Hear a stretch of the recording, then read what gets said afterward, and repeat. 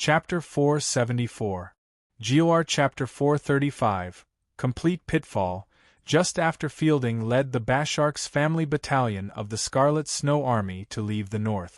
Under the new city, the encirclement was completed. It seems that the Scarlet Snow Army really doesn't have any talents.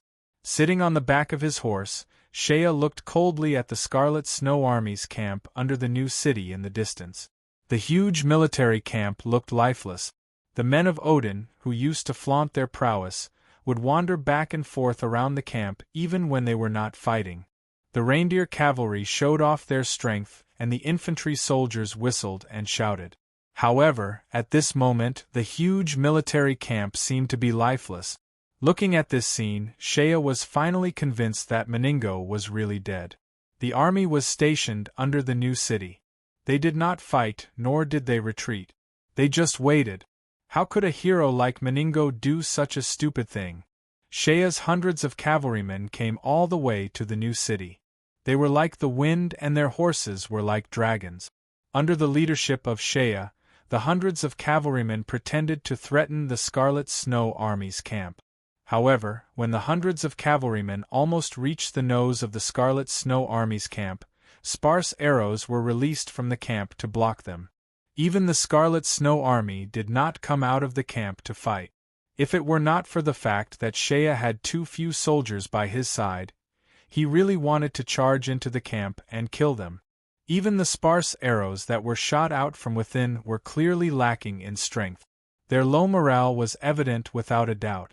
Shea did not really want to charge into the camp. He just made a gesture and led the cavalrymen away. It seems that what Fielding said was true. I'm afraid there really is an internal problem in the Scarlet Snow Army. Haha. Shea's hundreds of cavalrymen reappeared under the new city. Although the city gate was blocked and the hundreds of cavalrymen could not enter the city, it immediately boosted the morale of the city.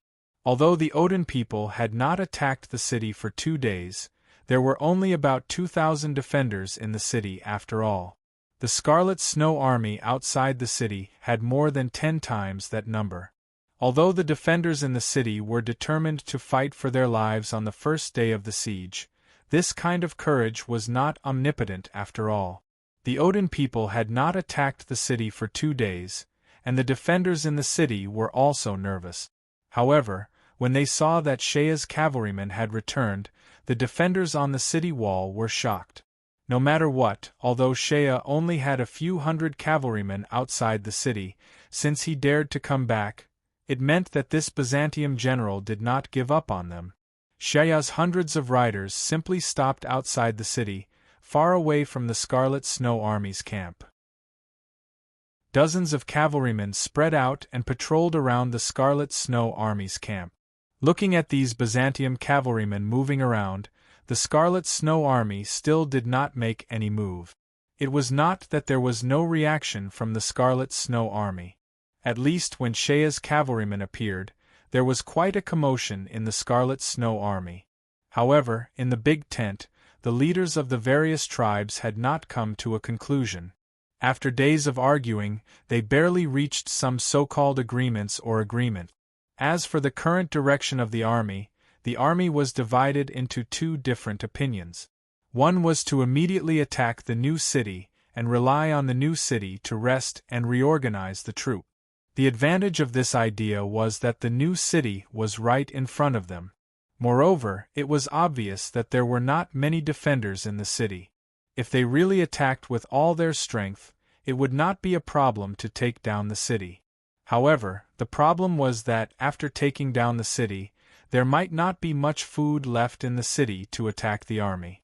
The second opinion was to immediately move the army to other places. Although the other towns did not have much food reserves, the army could push forward and plunder a few more towns along the way. They could gather all the plundered resources and rely on a stronghold to defend. It was not a bad idea. As for returning to the army and eating up Grimm's army, no one mentioned this idea anymore. The reason was simple. Now, every tribe wanted to be the leader. However, everyone knew that they did not have the prestige of Manning. If they wanted to be the leader, they had to use their strength to speak. At this time, it was more important to preserve their strength. Who would be willing to risk their lives to fight against the Byzantium? Although the arrival of Shaya's cavalrymen surprised everyone, it only increased the level of the quarrel in the big tent. It was said that 2 of the leaders of the tribes had already used their swords. Fortunately, they were pulled away by others. Shaya's hundreds of cavalrymen ran back and forth outside the Scarlet Snow Army's camp. Although it made Odin's people a little annoyed, it was only a few hundred cavalrymen after all. They were not too worried. However, after another day, when another army arrived, the Scarlet Snow Army could no longer sit still. This army came from the northeast. The army was made up of infantry, but their flags and armors were a little messy. The army walked over. From afar, it looked a little scattered. However, their numbers were not small. Looking at the scale, there were probably close to 10,000 people. Although they were flying the eagle flag of the Byzantine Empire, it was obvious that they were just a bunch of messy people from the way they moved. However, looking at the army, there were quite a lot of carriages and horses. It was unknown where the supplies were collected from. There were horse carriages and ox carts. The piled-up supplies were also very messy. After the army arrived, they did not even set up camp. They just used the carriages that came with the army to encircle the camp. This army that came from afar was brought by Sagar. Sagar was ordered to come down south after Shaya. He followed the places that Shaya's cavalrymen passed by and gathered the surrendered soldiers from town to town. In these few days, he had been to several places. With Sagar's prestige and reputation in the Corsica military region, coupled with the fact that Shaya's cavalrymen had already wiped out Odin's garrison, it was much easier for Sagar to recruit the surrendered soldiers. These few days, he had recruited more than 10,000 people. Although the quality of these soldiers was not uniform, and the quality was a little mixed, some of them were surrendered soldiers, and some were even strong men directly recruited by Odin's people. However, it was really difficult for Sagar to gather a troop of 10,000 people in such a short period of time. Moreover, he took all the food that he could get in the towns that he passed by. His motley crew was like a snowball rolling all the way to the south. Putting aside how much fighting power such a motley crew could have, it was still a team of tens of thousands of people after all. If it was just for show, it would still be quite a deterrent. Moreover, when it came to quality, these surrendered soldiers might not be that bad. They were originally the regular army and the army of the Corsica military region. However, after surrendering to Odin's people, they gradually declined. If they could be reorganized properly, they might be a force that could be used. After all, it was an army of 10,000 people. It looked a little weak, but the number of people here was still a threat to Odin's people. At least, with these 10,000 people stationed at the side and watching covetously, the Scarlet Snow Army could not go all out even if they wanted to immediately attack the city. The arrival of Sagar's troop caused another quarrel in the Scarlet Snow Army. Just like that, time dragged on for another day and a half. Finally, on the 4th day, Grim's troop arrived. Since that day when Manninger took the initiative to withdraw his troops, Grim made a prompt decision and ordered Sharba to lead the cavalry to pursue and kill all the way, while he led the infantry to slowly follow. Grim was in a difficult situation. The food in his army was also insufficient. Fortunately, after defeating the thousands of troops that Manninger left behind to cover the retreat, they seized some of the enemy's supplies, which slightly relieved Grim's pressure. However, this little seizure was far from enough to satisfy Grim's consumption. However, at this time, Shaya's men and horses contacted Grim's army. The cavalry that Shaya sent brought news about the new city. Grim learned that Shaya's sneak attack on the new city was successful, and that Shaya had destroyed the cavalry of the Scarlet Snow Army in one fell swoop. How could he, the famous Mad Dog, not know how to seize such an opportunity? He immediately gathered his troops and went down south without hesitation. When his troops arrived at the new city, they finally formed a three-way siege on Odin's people. At this moment, the Scarlet Snow Army's front was the sturdy new city, the side was Sogol's tens of thousands of surrendered troops, and behind them was Grim's troops. Shea's hundreds of cavalry were still roaming around, eyeing them covetously. Although the Scarlet Snow Army still had the advantage in terms of overall strength, the situation at this moment had been completely reversed. After Grim arrived at the new city, he immediately contacted Sogol's camp.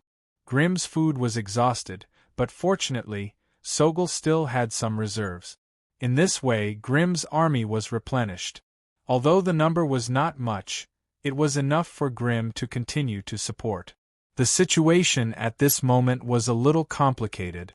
Odin's Scarlet Snow Army and the Byzantine army were facing the same predicament.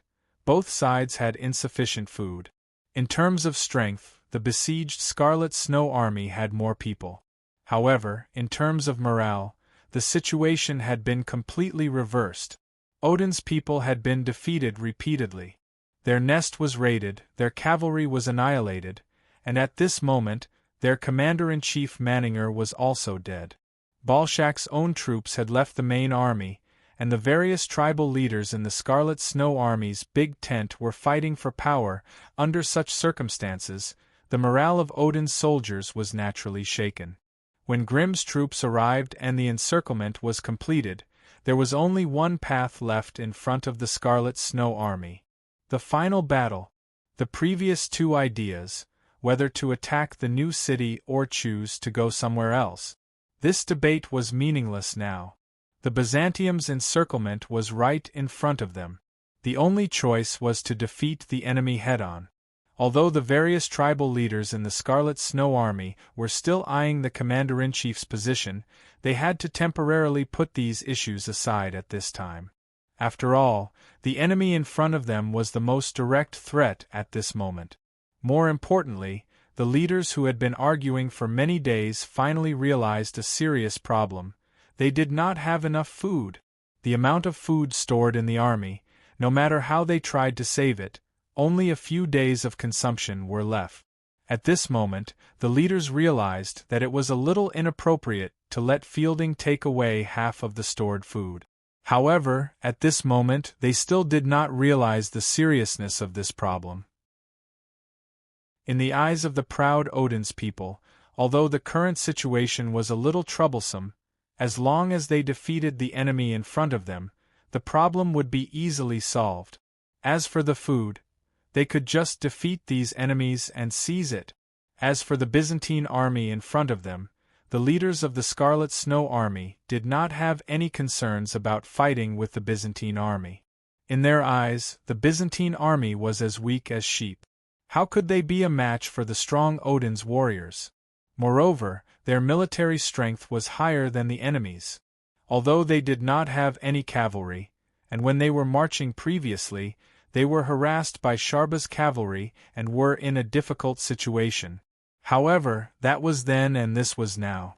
At that time, they were marching and the enemy's cavalry harassed them all the way, causing them to be in a difficult situation.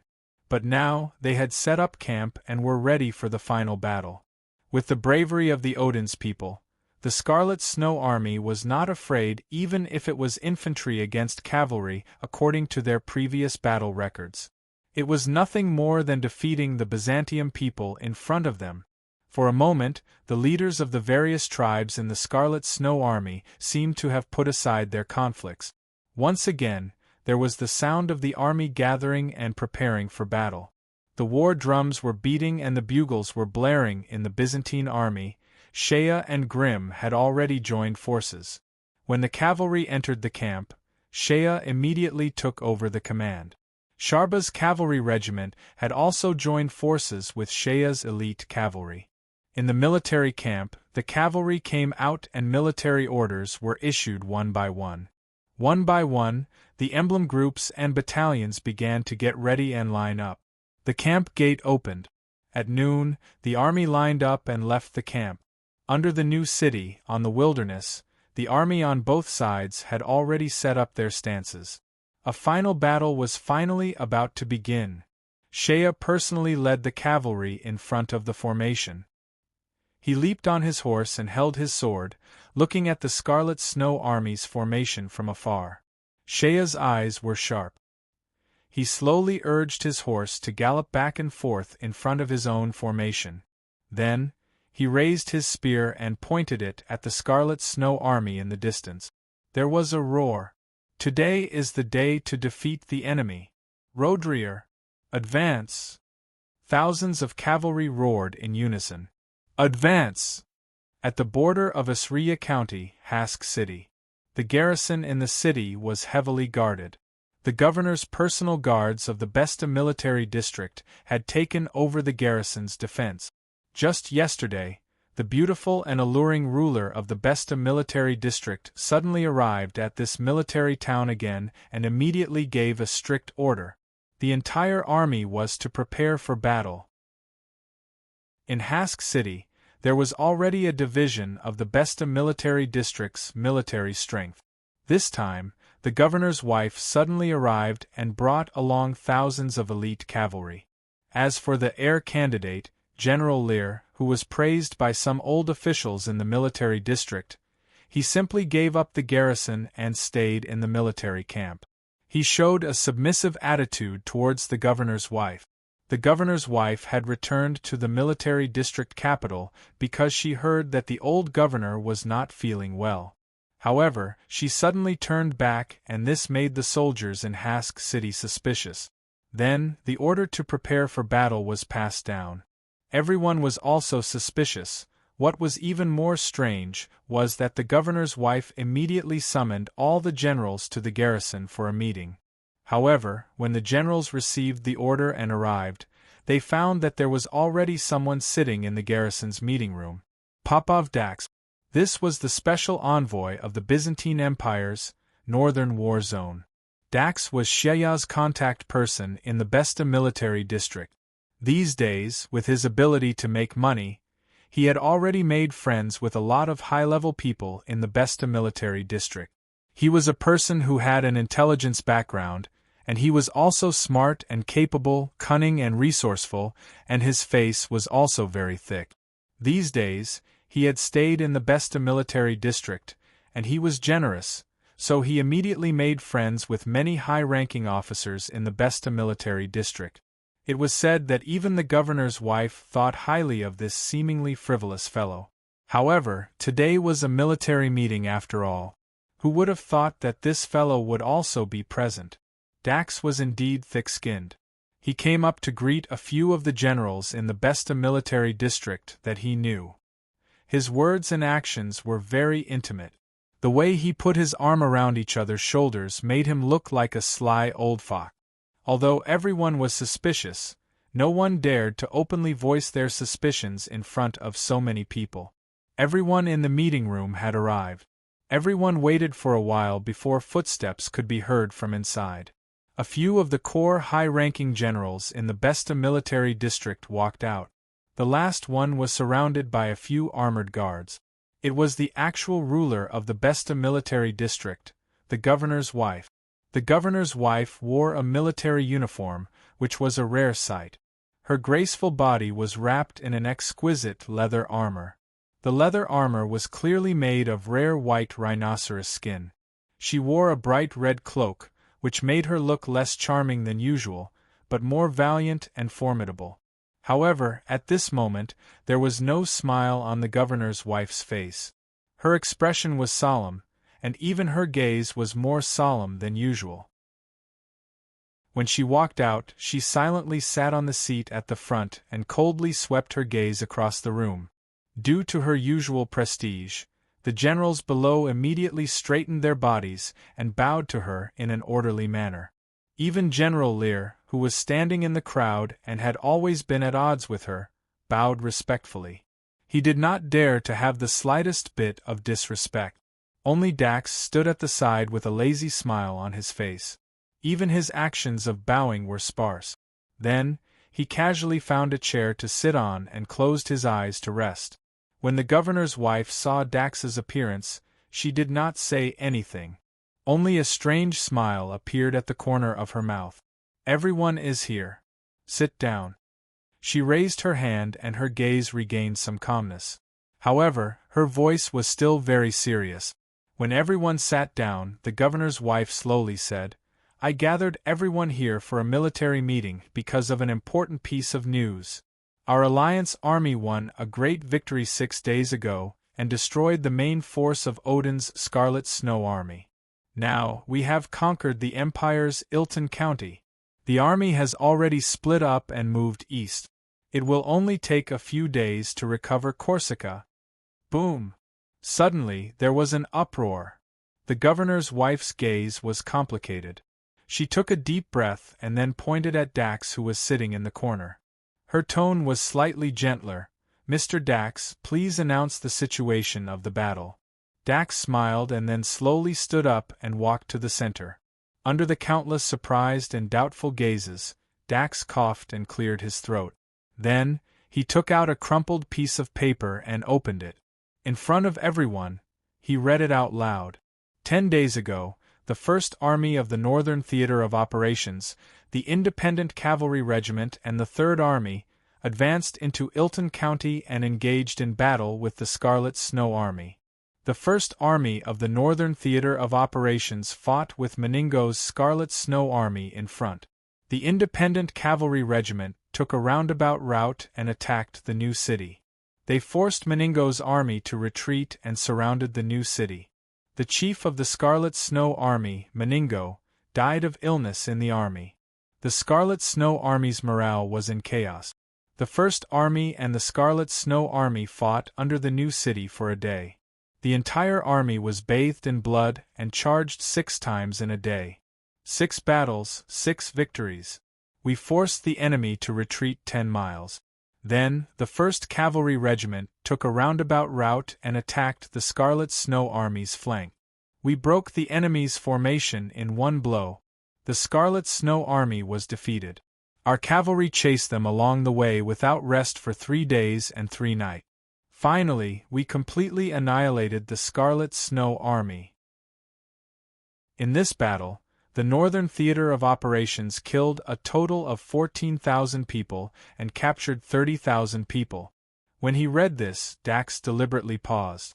Looking at the shocked expressions on everyone's faces, the corners of his mouth lifted slightly. Then, he took a deep breath. His eyes became sharp and he slowly spat out the last few words. 30,000 people captured, all of them. All of them. This short last sentence immediately caused an uproar among the crowd. Looking at Dax's eyes, other than the surprise and shock just now, there was an additional sense of fear and disbelief. All of them. 30,000 Odin prisoners of war, all of them. He actually buried 30,000 Odin prisoners alive in one breath? How ruthless! The sound of people gasping could be heard from the surroundings.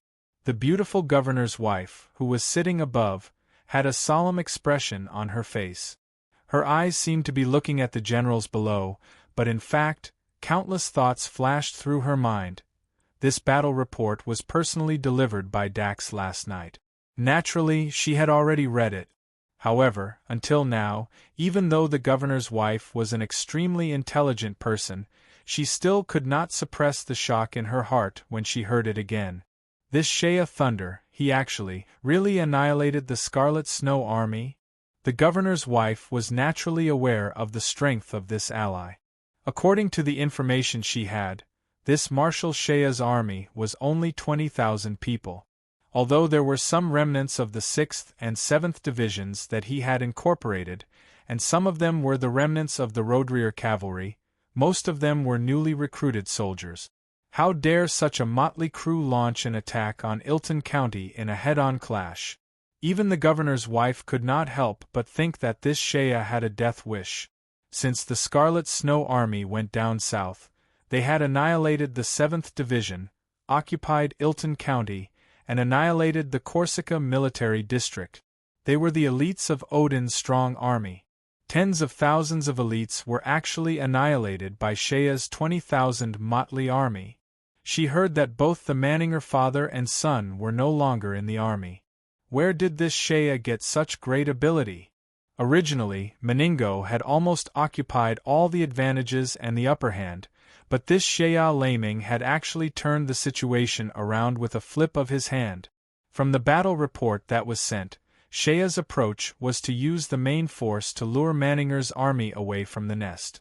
Then, he personally led a small group of cavalry to attack Maninger's nest, forcing Maninger's army to turn back. Then, he ambushed them along the way and annihilated Maninger's cavalry, causing Maninger to lose his most mobile force and give up the initiative of the war. Finally, he completed the encirclement under the new city and defeated the enemy in one fell swoop. This battle report seemed simple with only a few words, but it was not difficult to imagine how thrilling the process was. What kind of army was the Scarlet Snow Army? It was the personal army of the Bashak tribe, one of the 5 major tribes of the Odin Empire. Even in the Odin Empire, it was a first-class and valiant army. They were actually annihilated in Ilton County. Throughout the history of the war between the two empires, the Odin people had never suffered such a huge loss in the past 100 years. An entire army was annihilated. Such a battle record was unprecedented in the empire for the past 100 years. Once this news spread throughout the mainland in a few days, it would probably cause a huge frenzy.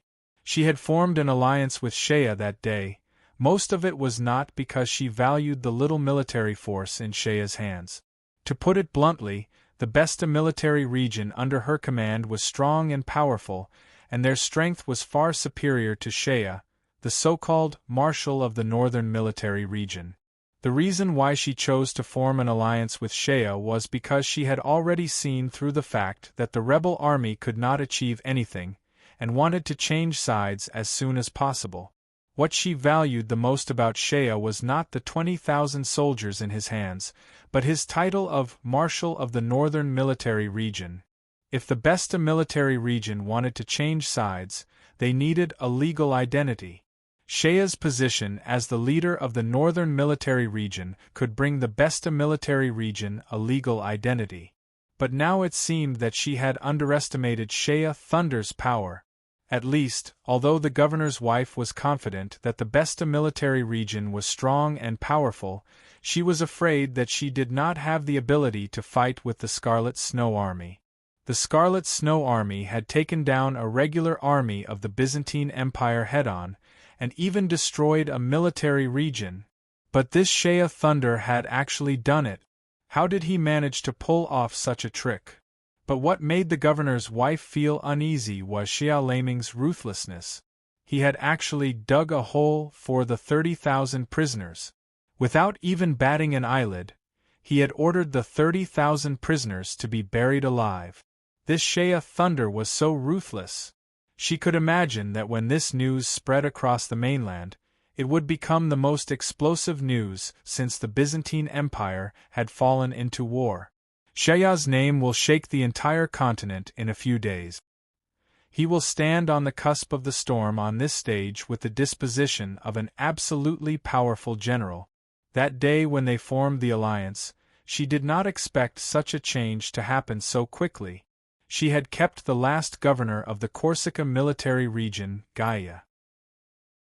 She had originally planned to take over the Corsica military region's territory, but she did not expect that Shaya would immediately launch an attack after he returned and defeat the Scarlet Snow Army in one fell swoop. She was afraid that he had already led his troops to the east and took advantage of the situation to sweep through the Corsica military region. What a joke! She had actually planned to wait until spring, when the war between the two sides broke out, and then sit back and reap the benefit. But he had actually finished all the work in one go, and even snatched all the territory. Rubbing her aching forehead, the governor's wife was too lazy to pay attention to the many exclamations and noises below. She just silently muttered a few words back and forth. Dug a hole. Dug a hole. Dug a hole. Dug a hole. Everyone, I wish you all a happy weekend. Let me first say that I might be busy tomorrow on Saturday, so I'm not sure if I can update. I'll try my best to squeeze some time to update, but if I really can't, I can only make up for it on Sunday. I can only do my best. Sigh. The situation at home has been a little unstable these 2 days. I won't say much here. To be continued.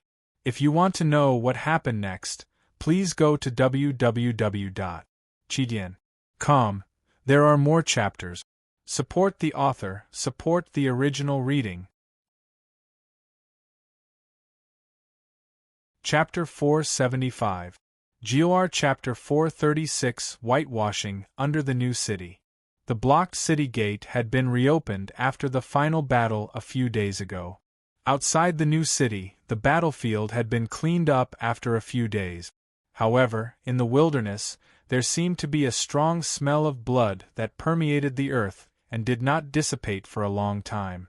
At this moment, even if one was standing in the wilderness outside the city, it was as if they could still hear the thrilling battle a few days ago. Those screams and howls seemed to still be beside their ears. The ice and snow on the ground under their feet had long melted and merged with the blood, penetrating deeply into the soil. This land seemed to have turned into a faint red color. The original camp of the Scarlet Snow Army outside the new city had long been burned down.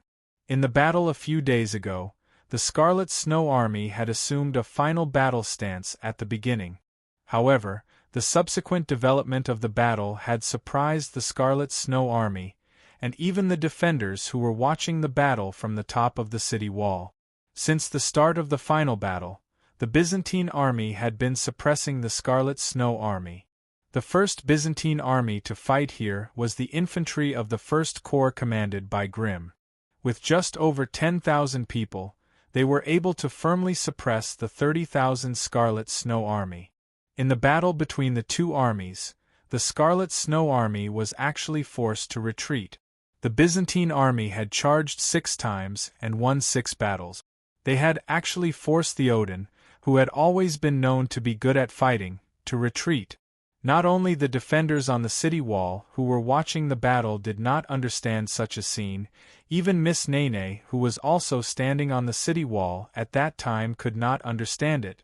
Only the leaders of the various tribes in the Scarlet Snow Army finally understood it at that time. Their morale was low. This caused their own combat power to decrease by 30% before the battle started.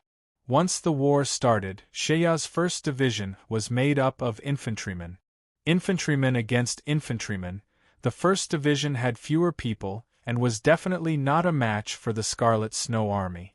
However, they were able to force the Scarlet Snow Army to retreat. The only explanation was that the Scarlet Snow Army did not have the same internal structure. When Manning was around, the Scarlet Snow Army had a strong leader like him. Naturally, they could still pretend to be sincere and united. However, after Manning's death, each tribe had their own thoughts and ambitions to fight for the throne. During the battle, no one was willing to give their all. They all had the mentality of preserving their strength. In a decisive battle where life and death were at stake, having such thoughts was simply courting death. Moreover, there was no unified commander in the army. So, the warriors of each tribe were fighting on their own. There was no cooperation at all. How could they not lose if they fought like this? However, after fighting fiercely for half a day, the Scarlet Snow Army, which used to be aggressive, retreated in defeat. The orders of each division were different. Some retreated first, and some retreated. There was not even one person who came forward to cover the retreat or lead the reorganization. In the end, they lost 6 out of 6 battles. Once they retreated, they would never be able to gather again. After the infantrymen of the First Corps suppressed the Scarlet Snow Army for half a day, Shea's cavalrymen finally made their move. They went straight to the side, fully utilizing the advantage of the cavalrymen's mobility, speed, and powerful impact. From the flank of the Scarlet Snow Army, the cavalry charged into the formation and the Scarlet Snow Army collapsed completely.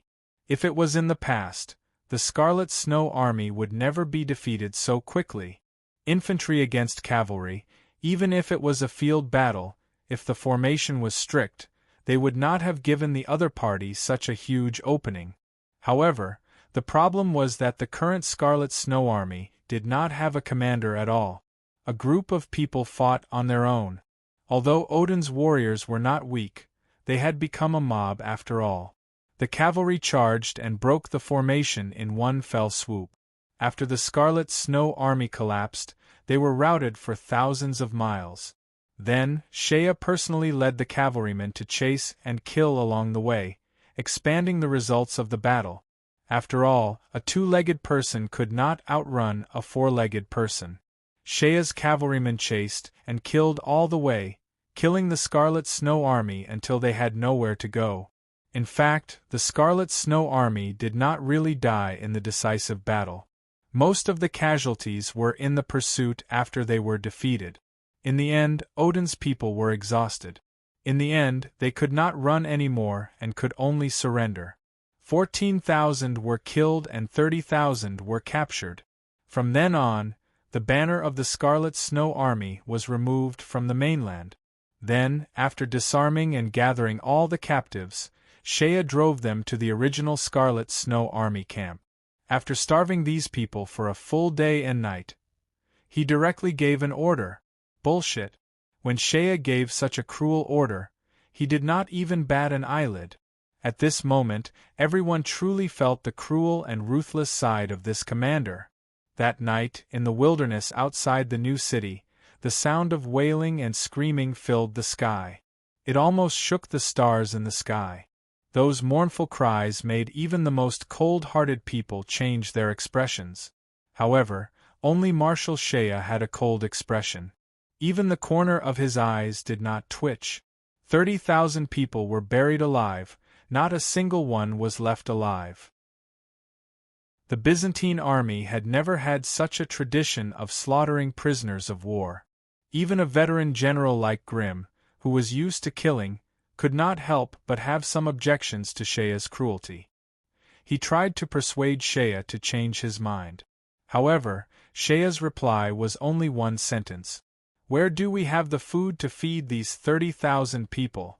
With just one sentence, all of Grimm's words were blocked. Food? Where would they have the extra food to feed these Odin captives? At this moment, after the continuous battles, the food in Ilton County was almost depleted. What little wealth he had left wasn't even enough to feed his own people. 30,000 prisoners of war meant 30,000 mouths to feed. With Shea's order, from now on, the Bashak tribe in the Odin Empire would have tens of thousands of orphans and widows. Shea did not care if others said that he was cruel behind his back. He had no other choice anyway. Killing these Odin people was not a burden to him at all. He and the Odin people had always been enemies. Since the Odin people had the guts to invade the south, they had to be aware of the consequences of being an invader. The Scarlet Snow Army occupied Ilton County and ravaged the place. No one knew how many lives had been lost. The originally rich Ilton County was tormented by the Scarlet Snow Army in less than half a year. Who would pity those who died under the butcher's knife of Odin people? After Shea dealt with the prisoners of war, he immediately ordered Sharba's cavalry to immediately split into two groups. One group went south and swept through the rest of Ilton County to recover the territory. The other group was led by Sogol and headed east towards the Corsica military region. At this moment, he had won a great victory and could wipe out the Corsica military region in one go. With Sogol's understanding of the Corsica region and his former prestige, it was naturally easy for him to conquer the Corsica military region. With the few against the many, the weak against the strong, they won the battle. After wiping out the famous Scarlet Snow Army since the beginning of the war, Shea's army left the cities and towns in Ilton County in an uproar. The main force of the Scarlet Snow Army was annihilated. Although there were still a few remaining Odin troops in various places, how could they turn the situation around? In some places, the surrendered troops even mustered up the courage to open the city gates and welcome Shea's army into the city. In almost a few days, the entire Ilton County was pacified. More than half a month had passed since the end of the war in Ilton County. Shea welcomed a group of guests from the south in the new city. The legendary governor's wife of the Besta military region actually personally led an envoy all the way north to the new city to meet with Shea to discuss important matters. Shea himself was a little surprised by the personal arrival of the beautiful governor's wife. Originally, the two sides had made some agreements, but after Shea returned from the Besta military region, he couldn't wait to launch a war against Manninger. Although on the one hand, he was forced by the situation, but on the other hand, objectively speaking, he really didn't have time to greet his ally in the south. The two families' original agreement to work together on the Scarlet Snow Army after the beginning of spring was completely abandoned. More importantly, in the previous plan, there was an agreement between the two families to work together on the Scarlet Snow Army. Shea's target was Ilton County, and on the Besta military region's side, the clever governor's wife obviously had her eyes on the Corsica military region. This was enough to see her plan from the fact that the governor's wife left behind the last governor of the Corsica military region, young Master Gaia. However, they did not expect Shea's actions to be so fast. He forcefully launched an offensive in the winter, going against the trend, and actually created a miracle. He defeated the power of the Scarlet Snow Army in one fell swoop, and then swept the army down. Not only did he occupy Ilton County, but he also sent Sogol, an old man from the Corsica military region, to clean up the homeland of the Corsica military region along the way. In this way, the governor's wife's great plan was all for naught. At that time, the two families had agreed to take action together. In the end, Great Master Shea had run over without saying a word and gnawed on the spoils of war. With Shea's temperament, how could he easily spit out the fat meat that had entered his mouth? He was in charge of the new city, but in fact, when the envoy from the Besta military region in the south passed through and entered Ilton County, Shea received a report from the cavalry under his command. However, Shea had already predicted that the governor's wife would most likely not give up so easily. It was just that he took the initiative behind her back and took all the benefits. At this time, there was no way he would spit it out. Even if Shea was willing, how could the soldiers under his command, who were bathed in blood, agree to it? On one hand, Shea deliberately ordered his cavalry to escort the diplomatic mission to the new city to meet him. On the other hand, he secretly sent his cavalry to urge Sogol, who was in the Corsica military region, to speed up his actions. He had to occupy the entire territory of Corsica before the diplomatic mission from the Besta military region arrived at the new city to meet him, so as to create a fait accompli. Presumably, by that time, the clever and cunning governor's wife would have nothing to say when faced with reality. With this thought in mind, Shea sent out the cavalrymen to escort the diplomatic mission. They deliberately slowed down their pace along the way. Although the roads were difficult to travel in winter, the diplomatic mission was still a cavalryman. If they were to ride at top speed from the Besta military region to the new city, they would arrive in 10 days. But under Shea's secret instructions, under the escort of the cavalrymen along the way, the journey that would have taken at most 10 days took more than half a month before they finally arrived at the new city. After knowing that the envoy had entered the new city, Shea, who was in the city, originally wanted to find an excuse to delay it for 2 more days by saying that he was busy with military affairs and had no time to meet the envoy. However, Shea never expected that the governor's wife would be among the envoy. The dignified Besta military region's representative actually came to his territory in person. This governor's wife was really something. Along the way, she concealed her identity and lurked within the diplomatic mission. Unexpectedly, she didn't make a move. Even the cavalry that Shea had sent to escort and monitor along the way didn't notice her. It was only when the envoy entered the new city that the governor's wife revealed her identity and asked to see Shea. If it was an ordinary envoy, Shea could still shamelessly refuse. However, since the person in charge was here in person, Shea was too embarrassed to find an excuse to refuse her. Finally, after the envoy entered the city, Shea immediately met with the legendary governor's wife in the garrison house in the city. The governor's mansion in the new city was originally the governor's office in Ilton County. Ilton County was rich, so the governor's mansion was naturally built with great grandeur. It could be said to be a luxurious mansion.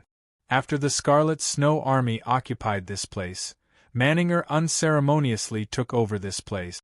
The Odin people did not like the luxurious Byzantium style when they left. Therefore, when Manninger lived in this mansion, it was decorated in a rough and majestic manner. The walls were hung with all kinds of animal skins. Bone sculptures in the style of the Odin people could be seen everywhere. Even a large courtyard in the original mansion was turned into a wrestling field for the Odin people. The former governor was quite elegant. He had spent a lot of money to transplant many precious flowers and plants in the courtyard. However, after the Odin people occupied the courtyard, the precious flowers and plants were used by the Scarlet Snow Army as fodder to feed the reindeer. When Shea entered the city, the mansion still smelled of barbarians. The tents in the courtyard had not been cleaned up yet. Shea was not a person who paid attention to enjoyment. He was only living in this mansion temporarily. However, receiving such a beautiful and noble governor's wife here made Shea feel a little embarrassed. After all, when he was a guest at her place, she treated him very well. A small banquet every 3 days and a big banquet every 5 days. Now that he was receiving a distinguished guest in such a shabby place, it made him feel very ashamed. However, no matter how embarrassed he was, he still had to meet her. When he met the governor's wife, Shea was only thinking about one problem. If the governor's wife accused him of not obeying the covenant, or asked him to intervene in the territory of the Corsica military region, how should he deal with it? With such thoughts in mind, when the two of them met, Shea was obviously a little absent-minded. The governor's wife was wearing a leather armor.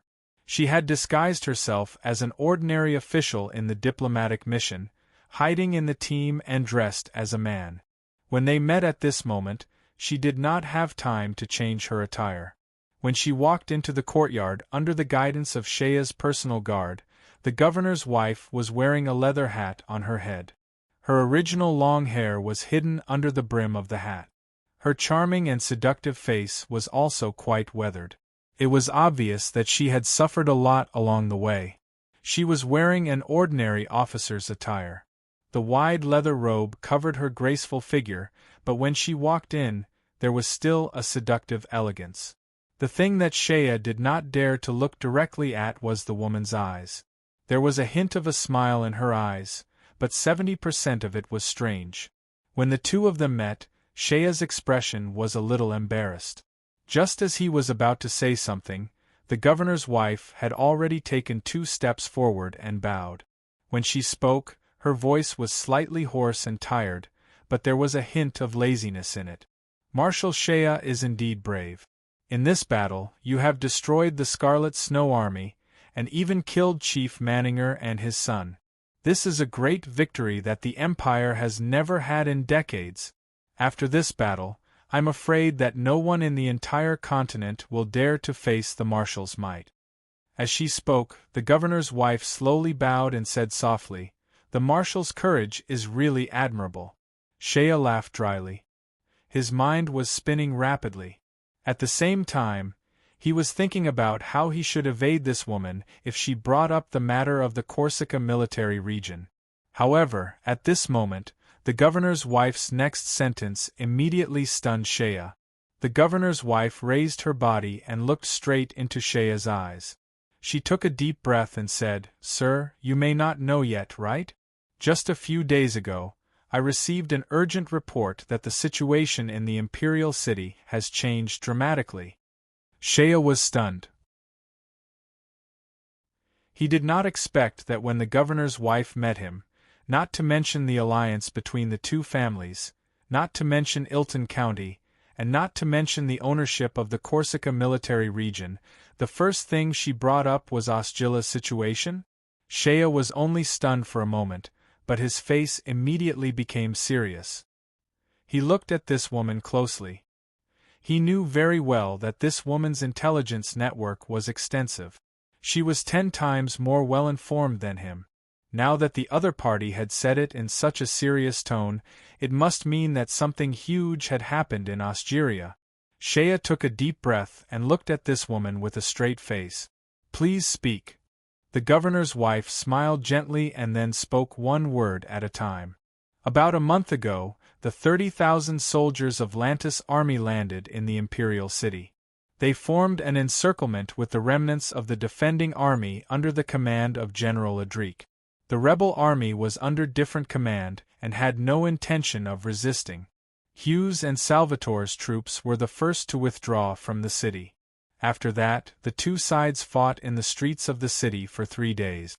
The rebel army was defeated and most of them were driven out of the city. Osgilla has been restored." Shea's body trembled when he heard this. His expression suddenly became more energetic. He stared at the governor's wife in front of him and asked, "Really?" The governor's wife smiled coquettishly and said, "How would I dare to hide such an important matter from you, Marshal?" At this moment, on the walls of Osgilla, the Empire's eagle head flag was once again hung up. After General Adric and Lantis' army joined forces, they fought many battles with the rebel army outside Osgilla. The rebel army was arguing among themselves and did not have the heart to continue fighting. Governor Hughes was the first to withdraw his troops, followed by Salvatore's troops. The rest of the troops also had different thoughts. "When I received the news, although the rebel army had not retreated, I'm afraid they will not be able to hold on for much longer. The rebel army has been besieging the city for more than half a year. After breaking through the city, they were driven out. I'm afraid that once their morale is gone, they will not be able to regain it. It is only a matter of time before they scatter." Shea's expression became more and more serious. He slowly asked, "How is the situation in the city?" Hearing Shea's question, a look of admiration flashed across the governor's wife's eyes. It was clear that this Marshal Shea's mind was clear. He was able to understand the current situation. The rebel army was no longer the main point. The situation in Osgilla City was the key. She pursed her lips and said, "The city. When I received the news, the situation was still quite stable. General Adric's City Guard Army and Lantis Army have divided the city into 2. I heard that the red district of the city is the dividing line, each occupying half of the city. However, the Imperial Palace is still under General Adric's control. Thus, the situation will remain stable for the time being." After saying that, the woman gave a mysterious smile and continued, "At present, both sides are likely still negotiating terms. Both sides are likely still negotiating. Once they reach a compromise, it will be time for the decisive battle. At present, the rebel army is no longer a concern. Although they still have a big frame, the inside has already fallen apart. Once the Empire and Lantis army reach an agreement and join forces, the rebel army's frame will fall apart. This is an irresistible trend. It will be very difficult to turn it around." Shea did not say anything. He quickly turned around and pulled out a map from the table. He quickly unfurled it and rubbed his chin as he stared intently at the map. After looking at it for a long time, he suddenly uttered out coldly, "Catania." The governor's wife nodded her head and her face turned serious. "Yes, the marshal's judgment is correct. Lantis' army has already occupied the port of Catania. I fear that they will soon send reinforcements to the port of Catania. They will send out reinforcements from the port of Catania to attack the rebel army's rear. When that happens, the rebel army outside Osgilla City will be attacked from both sides. Their morale will be low and they will be defeated in one battle." Shea sneered and said, "The rebel army is finished. That old bastard Hughes attacked Osgilla City only to be chased out. That is enough to prove that he is not going to survive. Humph, given the present situation, there is no need to worry too much about those fellows. However, those Lantis army, that is. He shook his head and said, it is easy to invite them in, but difficult to send them out. Lantis army has occupied so much of the limelight. How could they easily spit out the fat meat that they have swallowed? Our imperial capital cannot be controlled by another country's army for too long. If this goes on for too long, it will inevitably lead to chaos. After saying that, Shea suddenly noticed a mocking smile on the governor's wife's face. His heart skipped a beat and his face turned red. He said that the Lantis army refused to spit out the fat meat that they have swallowed. If this phrase was used to describe himself, it seemed to be very appropriate. After he swallowed the Corsica military region, he had no intention of sharing it with this woman. He had been delaying her journey all the way. When he entered the city, he did not even want to see her. With this woman's intelligence, she naturally knew what he was doing. Fortunately, the governor's wife only smiled slightly and then stopped smiling. It was probably not that she did not want to be entangled with Shea at this point in time. She only pondered for a moment and said, since the siege of the imperial capital has been lifted, we can send people to clean up the areas in the southern part of the empire that are still directly under the empire's control. We can reorganize the local garrisons and increase our military strength. After all, the empire is deeply rooted. The appeal of the imperial family is still there. As long as the siege of Osgilla is lifted, it will not be too difficult to raise another army with a decree from the emperor. After all, the empire still has some territory in their hands. At this point, the governor's wife looked at Shea. Marshal, I think you should be clear about the purpose of my personal visit to you this time, right? Shea narrowed his eyes. There was a flash of light in his eyes. At this moment, there was no longer any trace of his rough appearance. Then he pursed his lips. You mean, to lead the army to rescue the emperor? If we go now, it will be a timely help. The governor's wife did not mince her words. If we wait any longer, with General Adric's talent, he will naturally be able to raise a force. At that time, if we go over, it will be icing on the cake. The weight will be greatly different. At this point, the governor's wife said lightly, you are General Adric's old subordinate. Naturally, you don't have to worry about this. But the Besta military region has no ties with the imperial capital. In an instant, Shea understood the woman's intention. The Besta military region's current situation was indeed very delicate. The Besta military region had already publicly broken away from the Red Round Table Conference. According to the governor's wife's plan, of course, it was to accumulate strength and wait for an opportunity. It would be best if they could establish a relationship with the imperial capital and obtain a legal identity and title. After all, the Besta military region was previously part of the rebel army. But the problem was that the governor's wife did not expect that the rebel army would break through Osgilla so quickly. Hughes's successful sneak attack was originally an accident.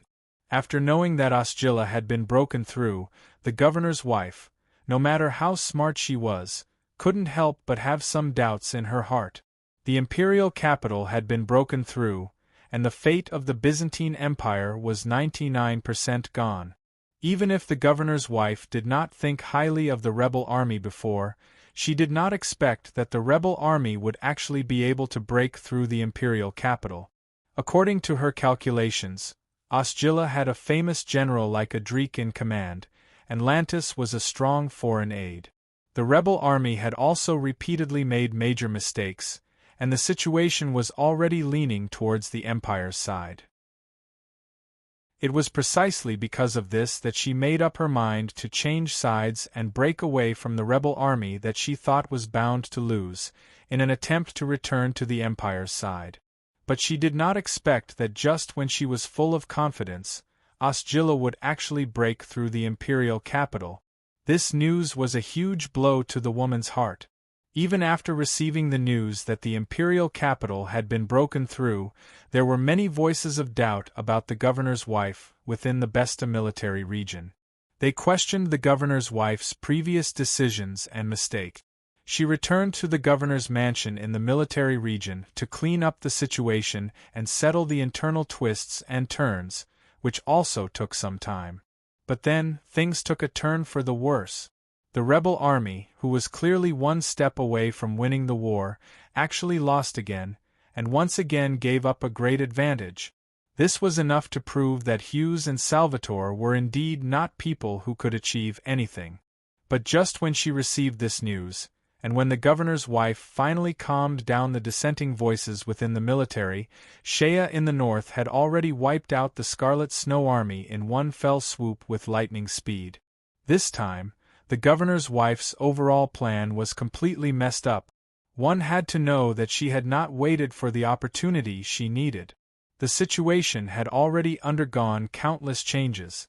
And the most terrible thing was that at this moment, the Besta military region was suddenly in an awkward position. She had already broken away from the rebel army camp, but she still had not truly received the recognition of the Empire. To the rebel army, the Besta military region was a traitor, but to the Empire, the Besta military region was a rebel army. If the Empire was in danger and the Besta military region sent out troops to save the Emperor, even if they bore the name of a rebel army, the Empire would definitely accept them without hesitation. But now that Lantis's army had entered the country, the rebel army had collapsed at the first touch. The Empire's most difficult time could be considered to have passed. At this time, if the Besta military region were to stick to them again, it was still a question whether they would take a liking to them or whether they would really believe them. Taking a step back, even if the Empire accepted the Besta military region's surrender, the timing was not right. If they had sent charcoal in the snow before, they could still be considered sincere. But now that the rebel army had been defeated, if they stuck to them again, they would inevitably be seen as a fence-sitter. After thinking about it, if she wanted to get off the pirate ship and board the Empire's official ship again, she would have to pull this Marshal Shea along. After all, he was the legitimate Marshal of the Empire's northern military region, in the name of controlling several counties in the north. This governor's wife did not know that Shea's title was self-imposed. After all, in the eyes of others, His Excellency Shea was of noble birth. He was from the direct line of descent of Adric, and was appreciated by the late emperor. Moreover, he seemed to have some unclear relationship with the royal family. The news of Shea and Her Highness Adeline's marriage had already caused a great commotion. At this time, was it possible to find a loyalist with a more upright background and a more stable position than Marshal Shea? Rather than risk being suspected by others to stick to Osgilla, it was better to latch onto Marshal Shea's thigh. If they pulled this Marshal Shea along, then after this, the Besta military region would definitely have the title of a meritorious official. Otherwise, in their current situation, the rebel army did not like them and the Empire did not recognize them. Which side would they be on? Send troops to Osgilla to protect the Emperor. The governor's wife stared at Shea. Marshal, you have the momentum of a great victory over the Scarlet Snow Army. As long as you allocate 3,000 elite cavalrymen, the Besta military region is willing to send 7,000 cavalrymen. Once the two of us join forces and head to Osgilla to protect the Emperor, the Besta military region will bear all the military supplies and military expenses along the way. Even the position of the commander of the Allied forces will be appointed by you, Marshal. The Besta military region is willing to listen to Marshal's orders. Shea immediately understood what this woman meant. The two of them would send troops together and gather 10,000 cavalrymen to reinforce Osgilla to protect the Emperor. The Besta military region would bear the cost of the 10,000 cavalrymen's supplies along the way. As long as these 10,000 cavalrymen reached Osgilla, they might not even need to fight. 10,000 cavalrymen. The deterrence was naturally not small. They might not even need to fight. As long as the 10,000 cavalrymen were placed outside the city, it would be enough to shock the enemy and it would be considered a great achievement. Shea was also Adrik's direct subordinate, so naturally it would not be difficult for him to be recognized and accepted by Adrik.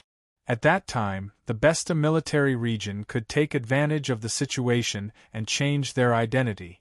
If you want to know what will happen, please go to www.chidian.com. There are more chapters. Support the author, support the original reading. Chapter 476. GOR Chapter 437 National Defense Army going south. Since Shea understood the other party's intentions, with this country bumpkin's temperament, how could he not open his mouth like a lion and take advantage of the opportunity to raise conditions? This, Madam Governor. Shea rubbed his chin and grinned. The other party immediately smiled coquettishly and said, Sir Marshal, please call me Monica. Let's not talk about whether the title of governor will remain after the Besta military district surrenders. If you keep calling me madam, it means that you don't consider me a friend. Shea was stunned. Lao Tzu really didn't consider you a friend. Once you do, how could he have the nerve to extort you? After pondering for a moment, Shea continued with a smile. Fine, Monica. I don't have any objections to your proposal. However, as you can see, our army has just conquered Ilton County. We have a huge mess to clean up and my military strength is tight. Besides, this place has been ravaged by Odin's people for half a year. Our army has just gone through a big battle. Our soldiers are exhausted and we are short on weapons. If you want me to send out troops now, I'm afraid I don't have enough manpower. I don't have many cavalrymen under my command. If I send all of them to Osgilla, I'm afraid the burden of defending this place will be too heavy. With the intelligence of the governor's wife, how could she not understand Shea's intention? Seeing that Shea was being manipulative, the governor's wife couldn't help but feel angry. You made the first move. It's fine if you take the Corsica military district, but I don't have any intention of asking for it. I, as the head of the Besta military district, have personally come to meet with you. This is already a show of sincerity. Furthermore, the cost of this joint attack will be borne by me, Bisita. When we go to Osgilla to defend the Emperor, you, Shea, as Adrik's direct subordinate, will naturally take most of the credit. This is such a good thing, yet you are still greedy. However, the anger in her heart only flashed for a moment. The governor's wife was a smart person. She was very clear about the current situation. She was the one who was begging the other party, who asked the other party to have the legal name in his hands, while she was just a rebel? The Byzantine Empire was bound to restore the empire, and the rebel army had collapsed. If he wanted to quickly pick a side and squeeze back into the empire's camp, he would have to rely on this country bumpkin in front of him. The governor's wife suppressed the anger in her heart, but the smile on her face became more and more harmonious. She slowly said, Then the marshal's problem, if I, Bisita, am willing to help. There are many things waiting to be done in Ilton County. We've just chased away the invaders, and I'm about to give orders to reorganize the place. The most important thing right now is to restore the local production. Winter is about to pass, and the spring plowing after spring is crucial to the next year's harvest. My army has to be temporarily stationed in the fields, and we're short on manpower and material resources. Shea still had a troubled look on his face. The governor's wife took a deep breath and stared into Shea's eyes. 100,000 pounds of grain and 300 mules and horses. I'm sure this can somewhat make up for your current manpower and material shortage, right? After a pause, the governor's wife finally could not hold it in anymore. She gritted her teeth and said, After you go to Osgilla, the first merit of this rescue mission will naturally belong to you, Marshal. My Bisita military district will only be the last in line. With your friendship with General Adrik and the imperial family's high regard for you, Marshal Shea, you will definitely be heavily relied upon by the Empire. Whether it's a border or a title of nobility, it's all within your reach. Shea still had a righteous look on his face. He said seriously, "The country's affairs are the most important, and my personal gains and losses are insignificant. What border, title, and reward? They're just fleeting clouds in my eyes. The people of this land are protecting me. How can I abandon them for my personal gains and run to the imperial capital to seek rewards?" The governor's wife almost vomited blood in her heart. The smile on her face also froze, and then she snorted softly. Her face paled as she gritted her teeth and said fiercely, £150,000 of grain and 500 mules and horses. My lord, my Besida military district is not a grain-producing area, and we can't be self-sufficient in terms of grain. These are already the reserves of my army. Shea sighed and had a troubled look on his face. Monica, what kind of person do you think I, Shea, am? This is not a matter of money, but... The governor's wife was finally angry. With a bang, the woman slammed the table and stood up. She stared at Shea and shouted, "All right, Lord Marshal, just state your conditions." Shea raised his head to look at the woman. Seeing that she was really angry, he did not dare to speak any more nonsense. He blinked and smiled faintly. £150,000 of grain and 20,000 pounds of seeds. As for mules and horses, I don't have enough manpower after spring, so I need 1,000 mules and horses to farm. The governor's wife narrowed her eyes and looked at Shea. Her eyes were almost spewing fire. She finally took a deep breath. £150,000 of grain, that is absolutely impossible. I can only give you 200,000 pounds of grain, 10,000 pounds of seeds, 800 mules and horses at most. Seeing that Shea was about to speak, the governor's wife's face was gloomy. This is my bottom line. If my lord is still not satisfied, my Besida military district can't do anything about it. I can only turn back and reorganize the army. See you in the future. Shea calculated in his mind and laughed. Deal. After the major conditions were agreed, some of the details were naturally handed over to the subordinates to discuss. Shea immediately put on the attitude of a warm host and entertained the governor's wife and her delegation with great hospitality. However, the governor's wife was anxious and was not in the mood to accept any hospitality. She knew that Shea also needed time to reorganize the army, so she patiently stayed in the new city for a few more days. In the past few days, Shea had already transferred some people from the Moor prefecture. The surrendered soldiers had been organized into the 3rd Garrison Division of the Northern Theater of Operations, under his command. The entire Ilton County had surrendered and the surrendered soldiers were mostly subdued.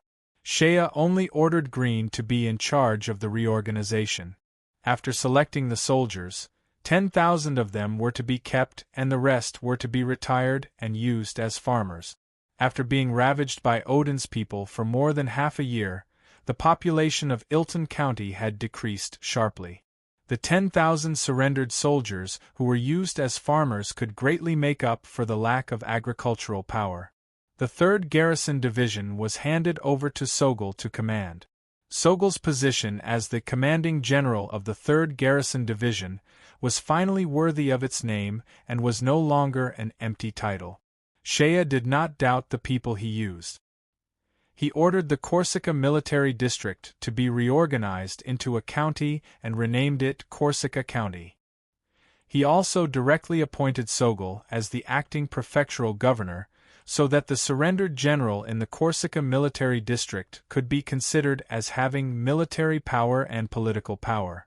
This approach originally made some of his subordinates somewhat apprehensive. After all, Sogol was not directly related to Shea and was originally a general of the Corsica military district. If he were to lead the surrendered Corsican army back to Corsica, this person might have ulterior motives. Shea had no qualms about this. Firstly, he deeply believed in Sogol's character and knew that this general did not have any personal ambitions. Secondly, he also mixed some sand into the 3rd Garrison Division. He transferred hundreds of veterans from his 1st Garrison Division to serve as mid-level and low-level officers. This was originally part of the reorganization plan. Not only did Sogol not object, he even took the initiative to ask Shea to station 1,000 cavalrymen in Corsica to show his loyalty. Shea, however, rejected this request.